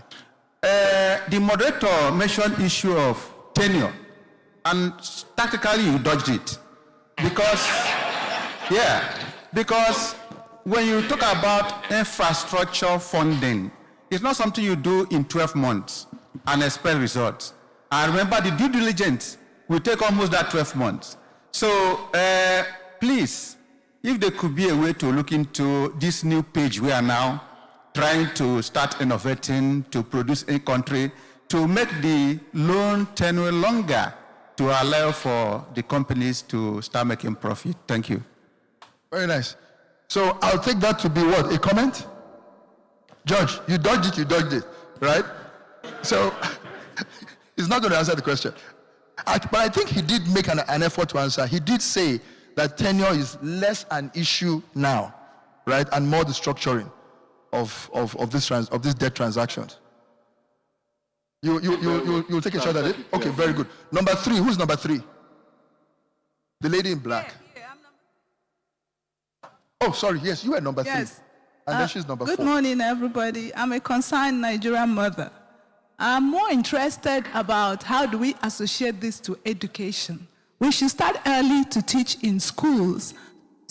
Primary schools actually to just give an idea, secondary school to have curriculum where they will be taught about green energy and how to start disassembling. You know, they can practically start it first. And then after, those who have done WAEC, who are interested, there should be study centers where they should be taught how to assemble plants. I'm actually interested to train 2,000 Nigerians to do assemble and the rest. So please, what's the organization called now? It's still in the incubation. Okay, all right. It's a women empowerment, women for social advancement, an electrical company called Onward Electricals. Okay, so what I'm insisting we should do is we should catch them early. There's no more time. We should teach everyone to have idea that energy is free and you can get it. But if we work hard and put the elements together, it's cheaper here. And then we can go on. Thank you very much. Thank you very much. Thank you. You now see why I wanted to hear from the ladies. They always make sense.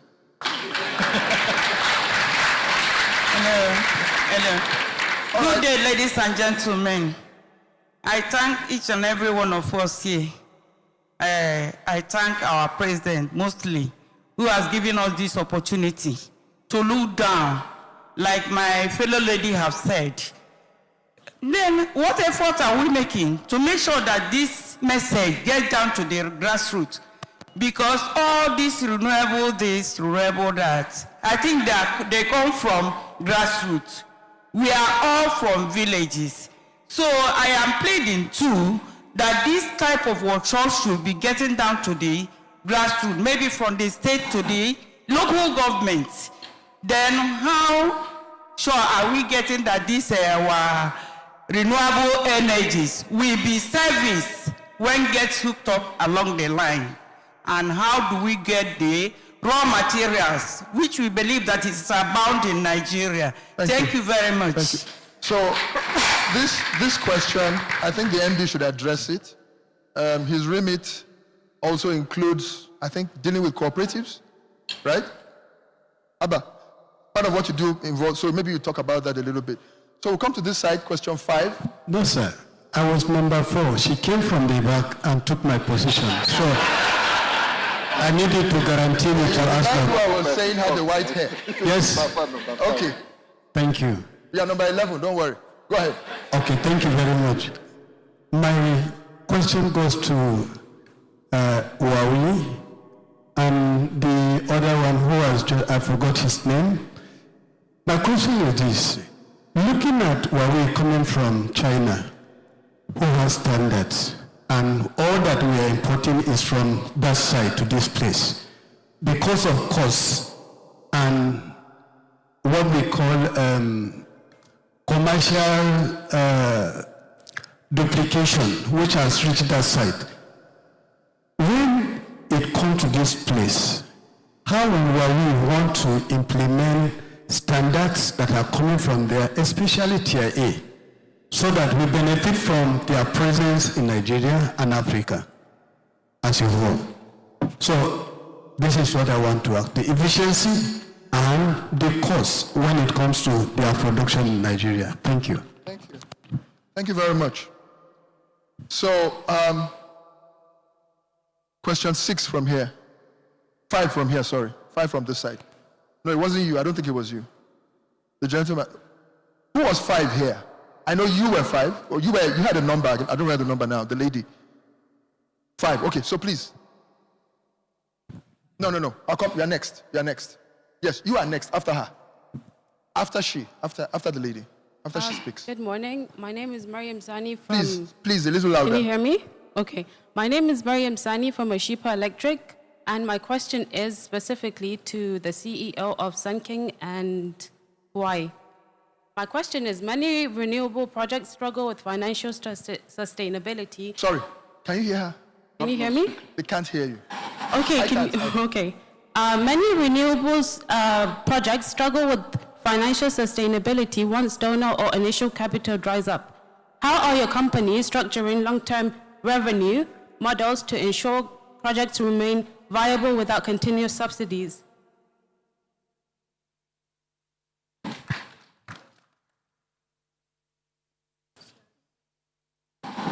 You know what? I think you should give that to someone to read out for you. Right? But before then, let's deal with the first set of questions and have them answered. Then we'll go to the next set. Okay?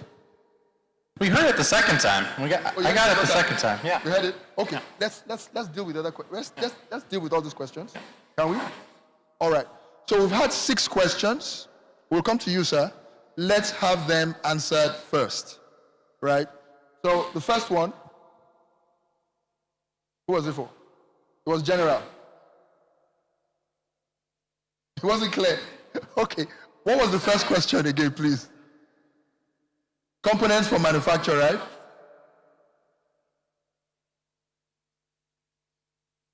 So specifically, the source of those sourcing those cells. Components. Yes. What about it? Are they imported or being used by the minerals we have domestic? Okay. Femi and Zan. It wasn't very clear. Let me see. Come here.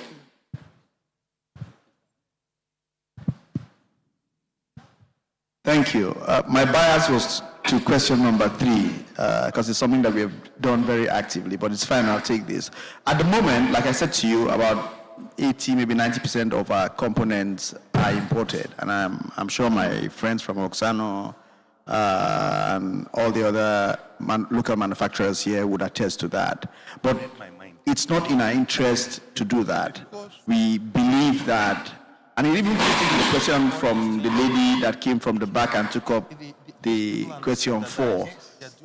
That is where I see your advocacy. There's a need from artisanal mining to everything else to ensure that we are able to extract the raw materials that are needed here with guidance and support from the government to ensure that we are able to get these materials, source them locally. There's a reason for why we go as bad as importing toothpicks into Nigeria. And that's because things are not properly done. So there needs to be that standardization and that efficiency. We are not in that level of the value chain. We just produce, and we produce with raw materials that are available and that can meet these global standards. So at the moment, no. We currently import the cells. Thank you. Okay, question 2 was a comment, I think. Or rather, the second person was a comment. The third one was from who? So, that was the lady. Yeah. So it was 2 and 3. And then 4 was also another comment about going down to the grassroots. You, sir, what was your question again? The question was on quality and commercialization. On what? Policy or quality? Quality control. And commercialization. Yes, saying that Huawei is here in Nigeria, how would they want to implement what is in China, in Nigeria, to be tier 1, so that we can rest and have the best in terms of what products they are able to produce for us? That's really a question for Huawei. All right. So, Michael, maybe you want to say something about that? Yeah. James, I'm sorry. James. Yeah. Actually, you mentioned this quality control. So, what Huawei believe in our philosophy of solution is cost is the second, but quality is the first. Actually, it's not only in China. For all over the world, our product is the same standard. And secondly, that what we are doing is to share all the technologies with the same standard, because as we mentioned that by 2 approach. One is we have more than 800 specialists sitting in Nigeria. So they are safeguard the quality of the product and also feedback if there are some improvement needed. Secondly, we develop talent through over 190 ICT academic. And in the last, let's say, years, we actually, have the chance to educate more than 48,000 talent, including a lot of universities talent students. So that makes sure, actually, some of them, quite a lot of them, later on join our company. And they also be a very high standard expert in our company. And they give very good feedback how to improve our solution and standard. Yeah. Also do a good achievement to the quality of the product. of the company. All right. Thank you. Thank you, James. So I was going to ask the lady to read, but Patrick, you said you could hear what she Question said. on the vocational, Right. I would like to add, I know MD might want to add later. Okay. So I'm aware that in recent time, the government has introduced maybe vocational to secondary school curriculum. I was made aware by some schools that actually reached out to us a few days ago. So prior to now, we had trained, we had interns that are waiting to go to university, where we are trained them. And part of what we do is we have embedded system engineer. So the pay-go systems that Energy built were built by Nigerians, less than 20, some of them, less than 30.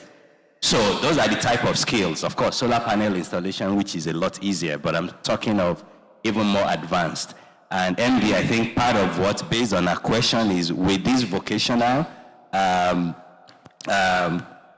facility that had been included in the policy now, we can maybe even down to secondary school. I'm not sure of primary, but secondary school, beyond solar panel installation, is assembly system design, so that all of the pay-go, these things are not rocket science. They're being built by Nigerians today. Thank you. All right. Can I address the gentleman on the let me, because it's important. So, and it just also know his case. So, we will not give him money longer than you need. He's not a manufacturer, I know what he does. And if you're doing gas program, for example, there's an agreement, and that agreement has a time bound. If you come to me and ask for 3 years under that scheme, I will decline your request. Because my expectation, I feel that I want to divert. If you actually wants to deploy and need that, you don't need that long tenure. That's why I use the word structured finance. The issue is not the tenure. The issue is repayment. We'll give you according to the timing of your repayment. And that should be very important, because anything more than that, I'm not doing any favor. I'm actually endangers your business. Thank you. Okay. All right. Okay, sir. Please declare who your question is directed to and try to make it in less. My question is to my big brother Nzang and my big brother. Your name, please. My name is Sagir Musa Umar from REA. Right. My question goes like this: why wouldn't there be a value chain optimization by ensuring its entirety in carrying out in Nigeria? There is abundant natural and human resources. I mean, from exploration to installation. It will minimize cost on consumers and reduce dumping on Nigeria and loss of foreign exchanges. Thank you. Next person, number 7. Yes. Lilac.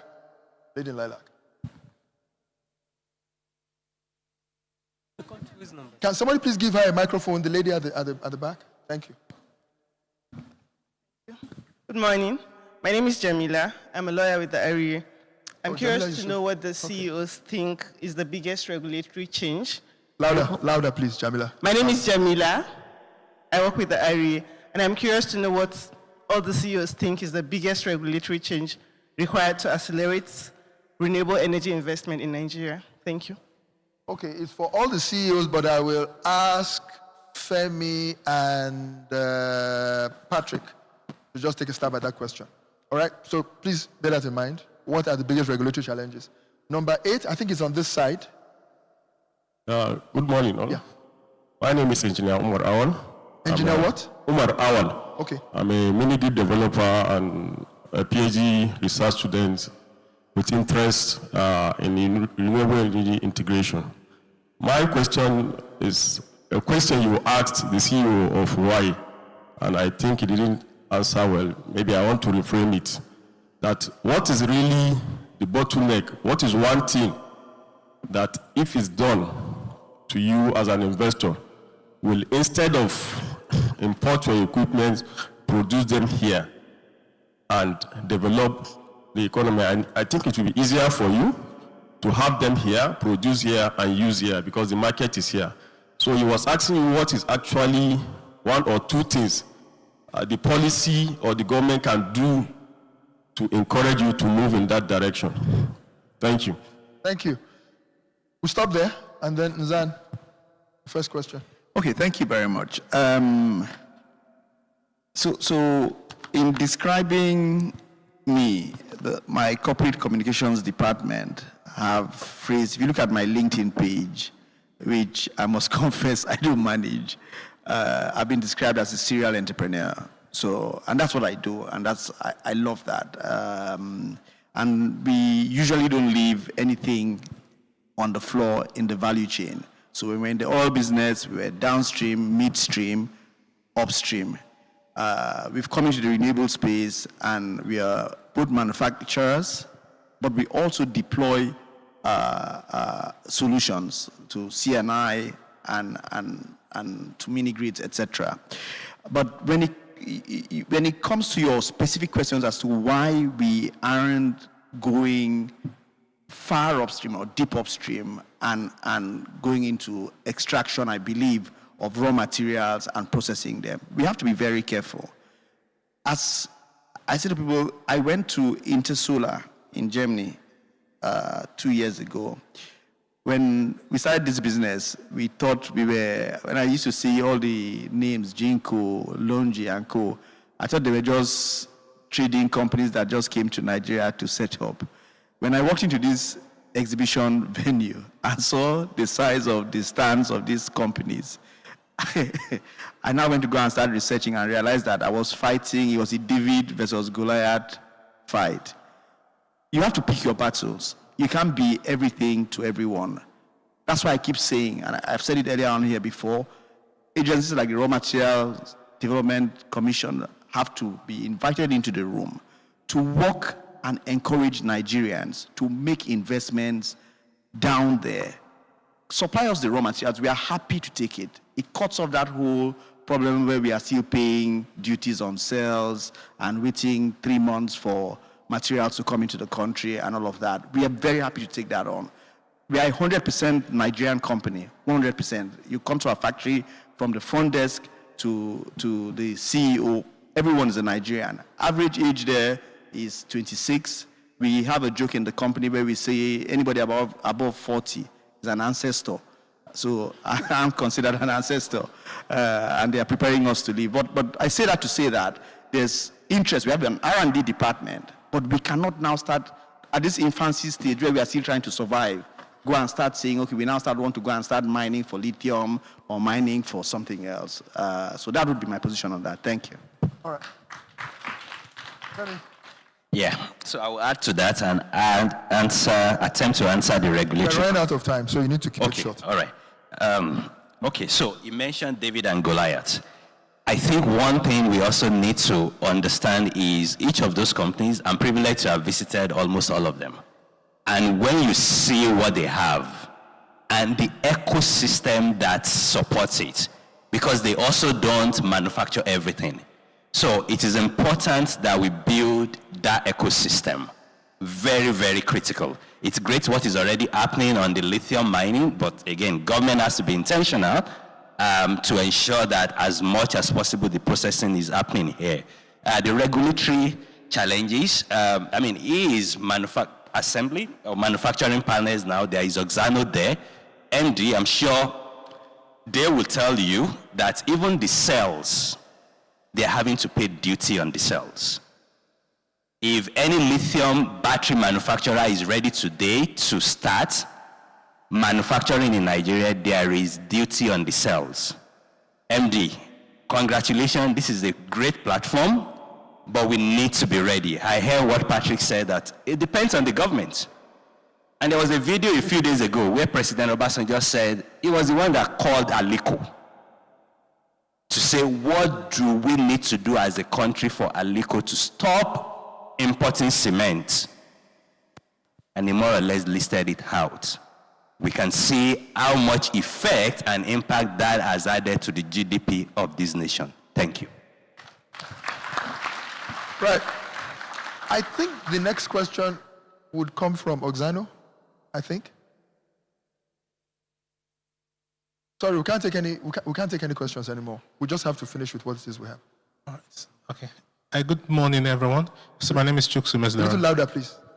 Good morning, everyone. Yeah. My name is Chuksu Mezera from Oxano Solar. So I'll just make it quick. I'll just add a few different comments to the things that have been said. Yeah, Nzan was right about, nobody makes everything. That's the truth. And Femi also said it about the ecosystem. So we need to find a way to grow the ecosystem. And the truth of the matter is that some of these things will happen naturally. So as players are increasing in the midstream, it will begin to ignite activity at the upstream. There is nobody that will play from the downstream to the midstream to the upstream. It doesn't work that way. Then secondly, on the part of the raw materials, the research institutes alone won't cut it. They will finish the work, but there needs to be some funding to take it beyond the classroom. And I think maybe that's where agencies like NASENI needs to come in. To be honest, NASENI shouldn't be concerned about making products, because there is a part of our tax that goes to NASENI. I should be going to NASENI and say, NASENI, give me reports on how to advance on this. It's supposed to be pioneering science and technology. You shouldn't be bothered about products, because the truth of the matter is this: NASENI cannot compete with private firms like us on products. They can't. It's a lost battle. That's the truth. Because we don't have enough funds. I'm willing to stay awake at night. I don't know if they're willing to do what I'm willing to do. So NASENI should take a front seat in that area of that research, taking this thing beyond the classroom. So we need to tie with the universities together. On part of the schools, like our firm, we've worked a lot with a lot of schools. I'm sure in the few years, I must have trained more than 2,000 people from secondary schools to universities and all that. So these things are happening. It may not be happening at the scale that we expect, but there's a lot that is changing. And with time, we're going to see the results. Thank you so much. Thank you, sir. Thank you. Thank you. This is the last question before we come to the end. Yeah, I'm Engineer Gideon Fatumbi from Nigerian Electricity Management Service Agency, NEMSA. Basically, to me, there are some questions they put on standards and regulation. And to me, we don't need to reinvent the wheel. We already have the standards and regulation. And NEMSA is saddled with that responsibility of enforcing the technical standards and regulations. And people coming in, because from experience, we've inspected a lot of this project, and we discovered that a lot of people want to turn Nigeria to a dumping ground. But with the effort we are putting in, we'll be able to inspect and discover some standard material coming into the country. So we want to beckon also to the manufacturer in Nigeria that let us make standard as our watchword, that even when the imported products are coming into the country, we should be able to withstand their standard as well. So we have those standards already demonstrated in our website, Sun website, NEMSA website. We also have them in NEC. So you can pick all those standards and work with them, and I know the product can withstand at any given time. Thank you. All right, thank you. Thank you very much. So with that, I think we're done with the general questions. MD, I don't know what it was, comment, question, but like I said, you are in a class of your own, so whatever it is, please go ahead. Thank you for the opportunity. I didn't want to get it twisted. I want some clarity. So yesterday's session where the MD of Oxano and the Princess Zara had the session. So there were two different arguments. The Oxano MD stated the need for some level of offtake from government as a way to incentivize the manufacturing. But Zara, when she came, she stated that any business built around government patronage, it's not going to be sustainable. So I needed to hear from Inzan what his opinion and Energy, what their opinion in that regard. Then lastly, from Song King, just in the clear terms, what exactly did Kenya did that made you to localize in Kenya? That's just my question.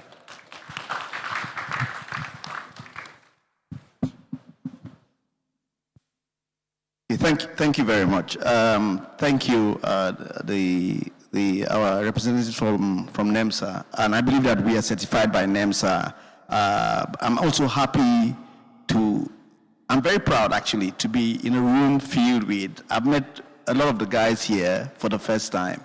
Femi and I, companies are interacting, same thing with Oksano. He was very supportive of us when we started. And I met a few other people here, my brother Rabiu, who wants to start getting into the business. And we have shared information, we are sharing knowledge. One thing I want to say is that I know that we have a TUV, Oksano has a TUV, and I believe that Energy has a TUV. So in terms of standardization, the local companies that are coming into this business, we know that the standards are so high, we must meet them, and we are meeting them. So for developers who have queries, our regulators are here. We have a TUV, we can supply you panels. To the point that was raised, and thank you, MD, for raising that point, because yesterday, some of my young colleagues were saying, Oga, you were rolling your eyes when Madam was talking yesterday.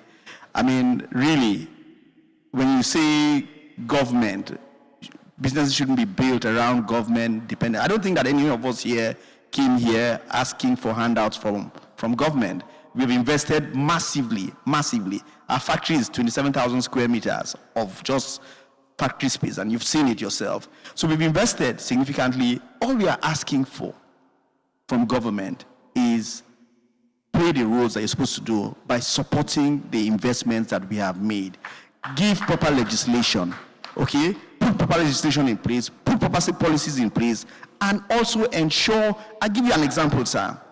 When we were talking about, because I said to the MD, I said, there are a few issues that come up. It's not just for us to produce panels. Panels have a life cycle. And when we get to the end of life cycle, what happens?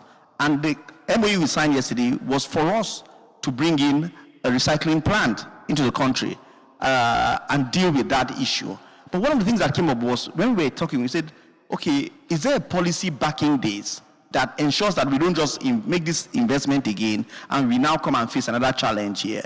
And when they did some inquiries, we found out that there's already a policy in place.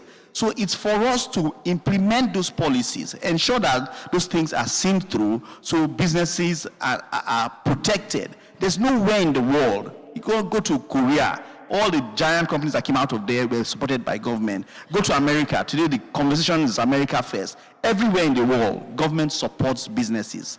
Like my colleague said here, I didn't want to mention it, but he did. Nasani has no business in manufacturing anything. They need to just focus, working with Raw Materials Research Council and the rest, in ensuring that we can develop materials that we can then use in manufacturing products that you need. Thank you. I'll make it short. I mean, I think he's more or less, done a great job.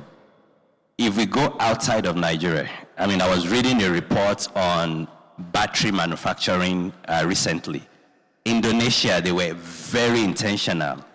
No more. If you're a foreign company, you want to bring it into Indonesia, come and put the factory in.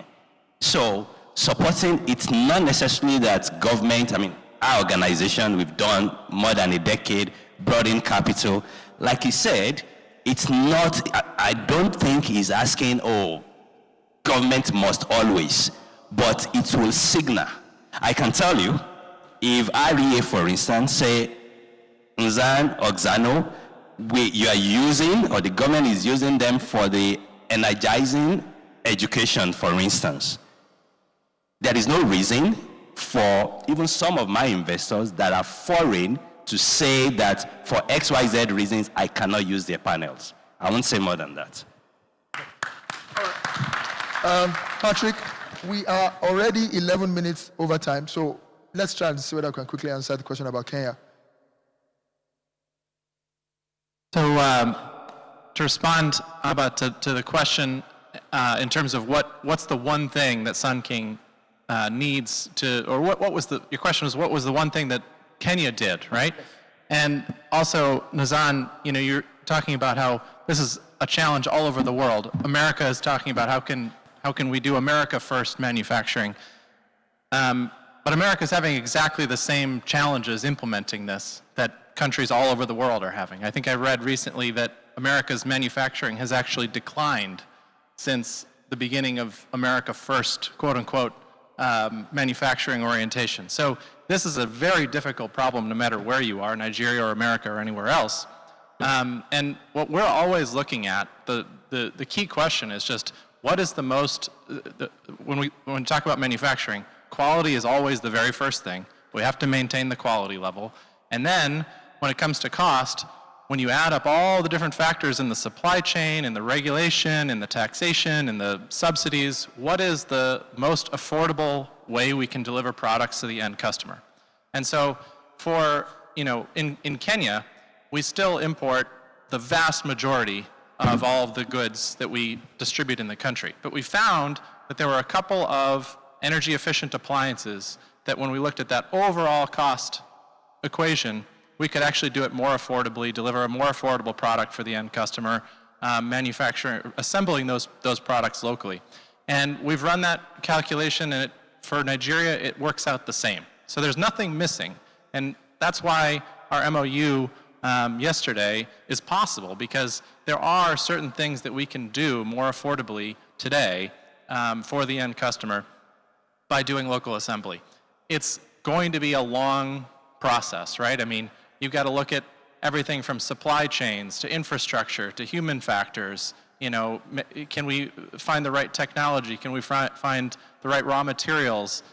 So this is a decades-long effort, but it's about where can we start, right? And so I think the capability is there, and there's nothing missing here in Nigeria that's present there in Kenya, where we're excited to do just what we've started on in the last year or two in Kenya here in Nigeria. Thank you very much, Patrick. Thank you. So with that, ladies and gentlemen, I think we've had a very, very interesting, interactive, engaging session. Hopefully, we've managed to keep it lively. Hopefully, also, we have learned quite a bit from the distinguished panel of gentlemen that have kept us, in our seats, glued to our seats for the last hour and 15 minutes or so. Very quickly, let me just try to round up as best as I can. A few takeaways from me from this. We need to build an ecosystem that includes R&D, and that ecosystem includes also the government itself doing the things that government does best, which is not to compete with business, but to actually create enabling environments around policy and the consistency of those policies. Global standards already exist, and Nigerian manufacturers are already meeting them. So we need to just try and domesticate those standards. Policy certainty is critical for the governments to do what it is, like I said earlier on, they do best, which is create enabling environments for our manufacturers and our industry players to be able to see that consistency that gives them the ability to plan a little bit longer term. I think those pretty much kind of hopefully encapsulate much of what it is we have heard today. And on that note, I'd like to thank the panel that has sat with us, CEOs and corporate executives, and you too, the audience who have listened and also asked interesting and engaging questions and made very interesting comments. Thank you so much, ladies and gentlemen.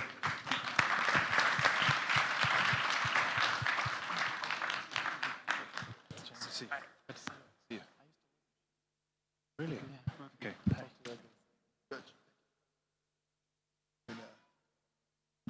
Thank you.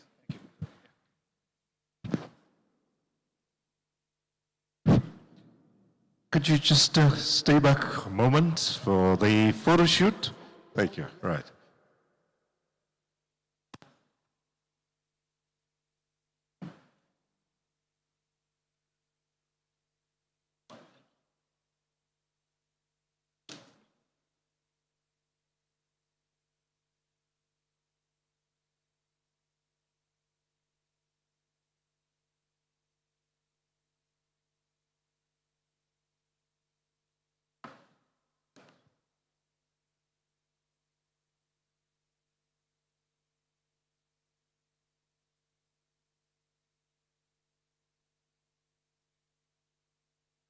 Thank you very much, ladies and gentlemen. Please give the panelists and the moderator another round of applause. Wonderful session. Very engaging and stimulating.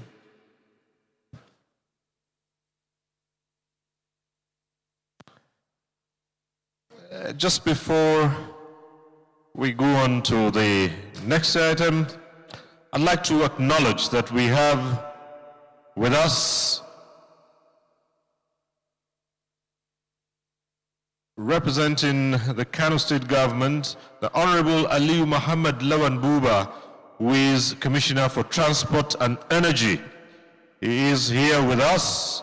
Could we give him a round of applause? Thank you very much. He's here with us.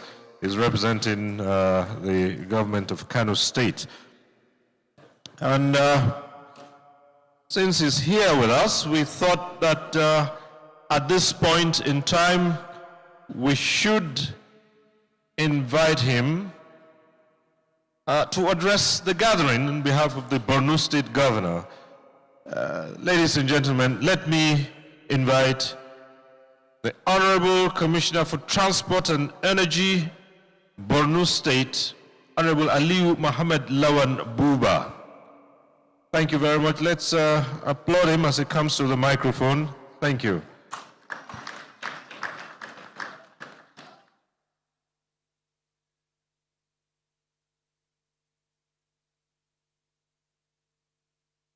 Thank you.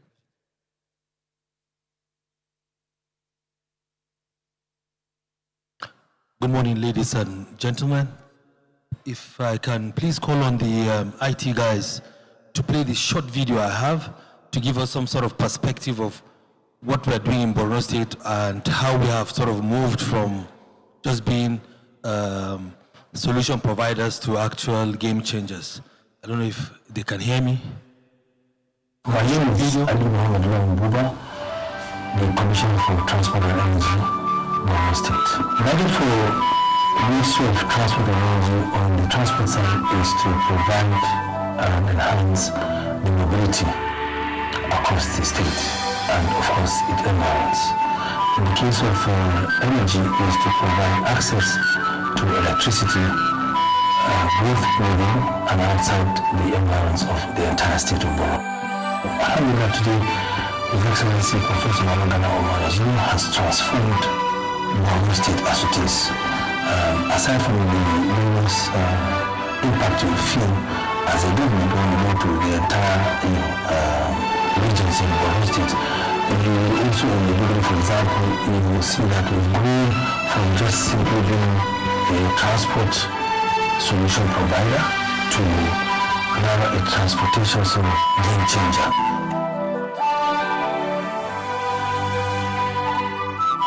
Borno State has recorded the #1 spot in introducing a commercial platform for electric vehicles in Nigeria. We launched ours in December 2023.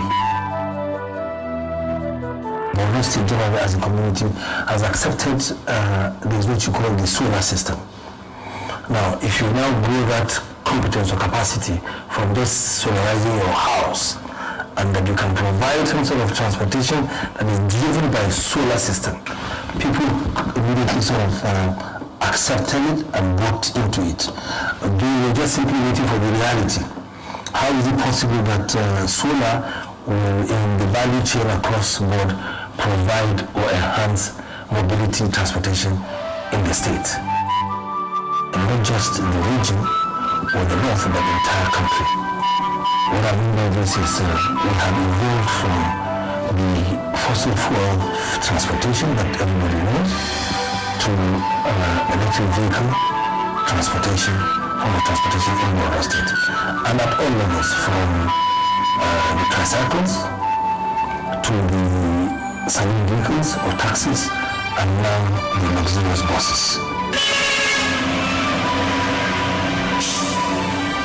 Where it concerns a value chain like improving the economies of the state, farming, for example, during the farming season, His Excellency Professor Mamagana Omar, the Executive Governor of Borno State, has mandated the Ministry of Transport and Energy to provide free transportation for the farmers to to and from their farmlands, including moving the proceeds.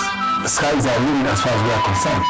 And we are growing our capacity to go from 50 vehicles with road to 150 by the end of the month. And then we have 20 electric buses. And for us, that is just the tip.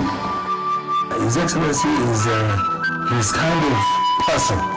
He's hands-on, very energetic, and he leads by example. He has no comprehension of there's a timing restriction or a fatigue restriction. He sort of works just around the clock. And to sustain that, he is feeding that drive with young, energetic citizens, to be able to improve on his service delivery and his mandate for the good people of Borno State.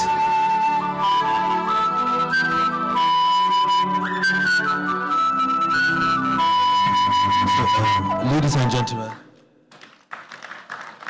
thank you very much. Just in a nutshell, the explanation of that video is simply to say that when we hosted the NACOP, the National Council for Power, last year in Borno State, we were challenged to grow from just simply saying it to actually living it, where we would encourage investors to come into Borno State and to also convince them that Borno State is also a safe haven for investment. So what we did was to invest heavily in EVs and its value chain, which is the charging terminals, and grow that competence of charging terminals, to be powered by solar. Now, we've today have the largest commercial platform in the country. We've recorded #1 today of EVs, as well as enabling, value chain to support these EVs, which is charging terminals, solarized charging terminals. But that's what we have done. We have a charging terminal, the hub, where we have about 40 vehicles that can be charged, at the same time, using solar. But as for us to just simply show that Maiduguri or Borno State is open for business, we are here to call on investors, the REA, to remind them that, Maiduguri, Borno State, we have abundant sunlight, almost a year round. So the issue of, rate of returns on your numbers will not be a problem. We have EVs today, 150 of them in Borno State. We have 20 electric buses. We have 500 tricycles, electric. So we have the market already for you to come into Borno State. The next phase for us is to grow our capacities out of just the metropolis Maiduguri. We want to go to a place like Bama, which is about maybe 70 kilometers away, and from Bama to a place like Goza, which is another maybe 40, 50 kilometers away. We want to go to places like Mafa, Dikwa. So come to those places, invest, across that value chain. We have the market. We will assure you the market and ensure that these routes are diverted to service your infrastructure, of course, so you can also make money and make gains on your investment. Maiduguri or Borno State is open for business. The MD has challenged us to open our books. We've told him we are ready. We are not ready. We are not only ready to open the books, but we are also ready to partner in whatever it takes, to enhance renewable energy, performance in Borno State. So please, I'm available if you seek to indulge us, and we welcome you to Borno State. Thank you very much.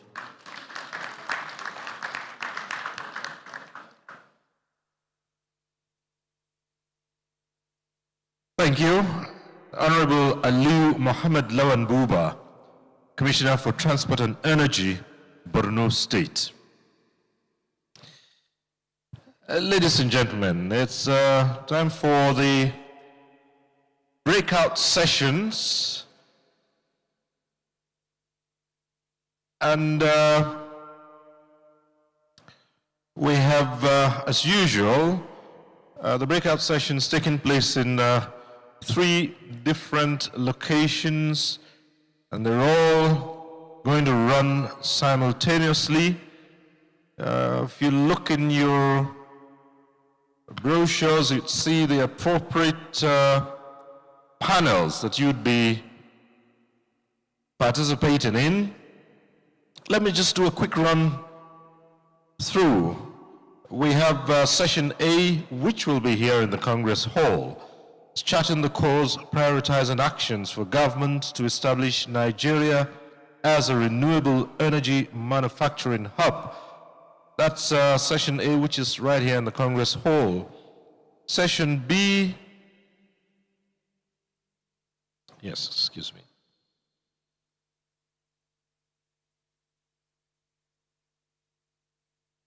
Session B would be in Borno Rivers, and that's from innovation to adoption, battery storage and Nigeria's role in the global value chain. That's session B, which will take place in Borno Rivers Hall. And session C will be Niger Plateau, and that is inclusive energy transition, the role of youth, women, and civil society in Nigeria's renewable future. So if you look through and identify your appropriate topics, you'd know which hall to go. But for the session right here in the Congress Hall, the moderator is Rumundaka Wanodi. That's CEO ZKJ. That's the moderator for that session. And the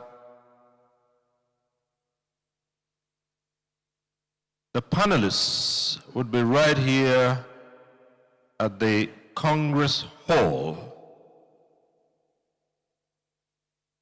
The panelists are Adedayo Uluwaniyi, who is CTA to the Honorable Minister of Power, Dr. Lazarus Angbazo, MDCU Infracorp,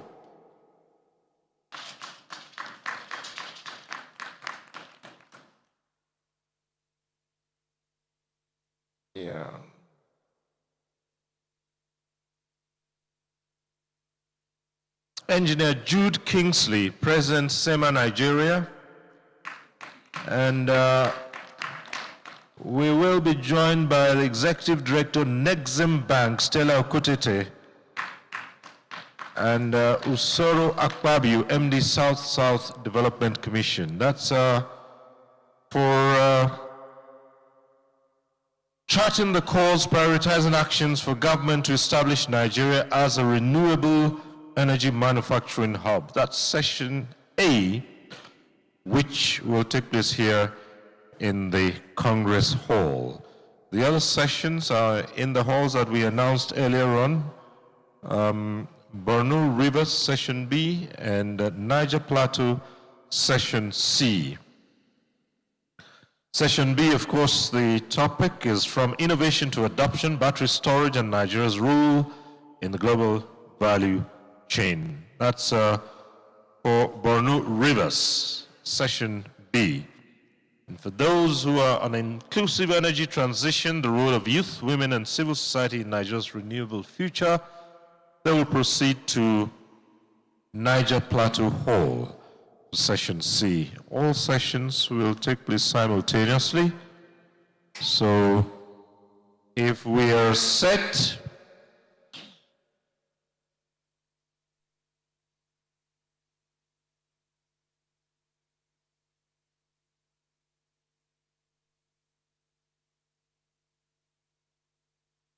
for the session here, let me once again run through. The moderator for the session right here is Rumundaka Wanodi.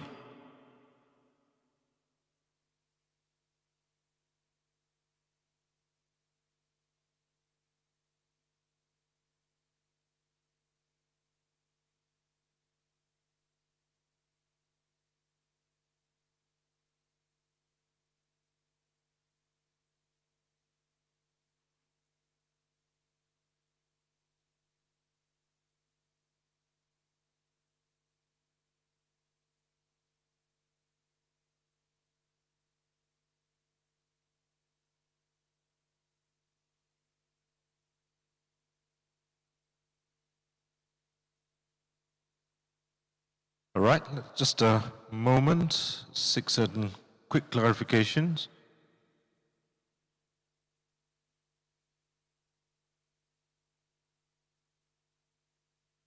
Sorry. Yes. Okay.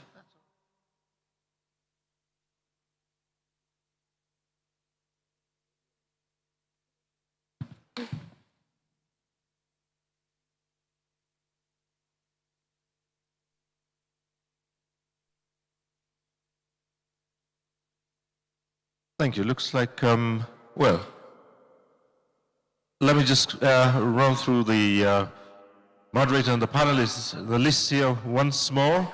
And I'm sure those who are here will acknowledge their presence. We have as the moderator, Rumundaka Wanodi, the CEO ZKG, is the moderator for this session. Thank you. Let's give the applause. Dr. Lazarus Angbazo, MDCU Infracorp. Thank you. Engineer Jude Kingsley, President SEMA Nigeria. And we have Executive Director Nexim Bank, Stella Okutete. And Usoro Akpabio, MD South-South Development Commission. I hand over to the moderator for this session. Let me acknowledge the presence here of the Honorable Shino Oyadeji, who is representing the Honorable Speaker of the House of Representatives. Thank you very much. We acknowledge your presence here. Thank you. And so, let's hand over to the moderator of this session on charting the course, prioritizing actions for government to establish Nigeria manufacturing hub. This also will take 1 hour. So it's over to the moderator, Rumundaka Wanodi. Thank you.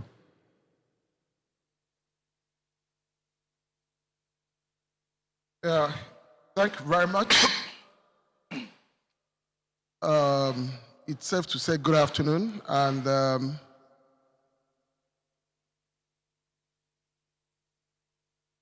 let me say that we'd also tried, I would say that the last moderator, Mr. Eyo, did a fantastic job, and we'll try to follow on that and make sure that we run this panel in such a manner that we have time for audience participation and have an interactive session. Again, my name is Rumundaka Wanodi. I'm the CEO of the ZKJ Energy Partners, an advisory investment and project development firm. We cover the value chain distribution, and then we also play in every type of technology, renewable, thermal, and what have you. I would say that this innovation forum comes at a very critical and a very good time, and I want to congratulate the REA and my very good friend, Dr. Abubakar Aliyu, and his team for putting this together. In 2024, about $2.1 trillion, investment was made in the clean energy space. Africa got just about 2% of that, roughly $40 billion.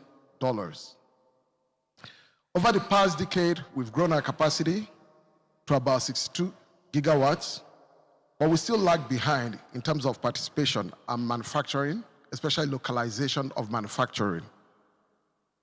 Nigeria economy, size, number of people, really opportunity for such investments and for scaling up.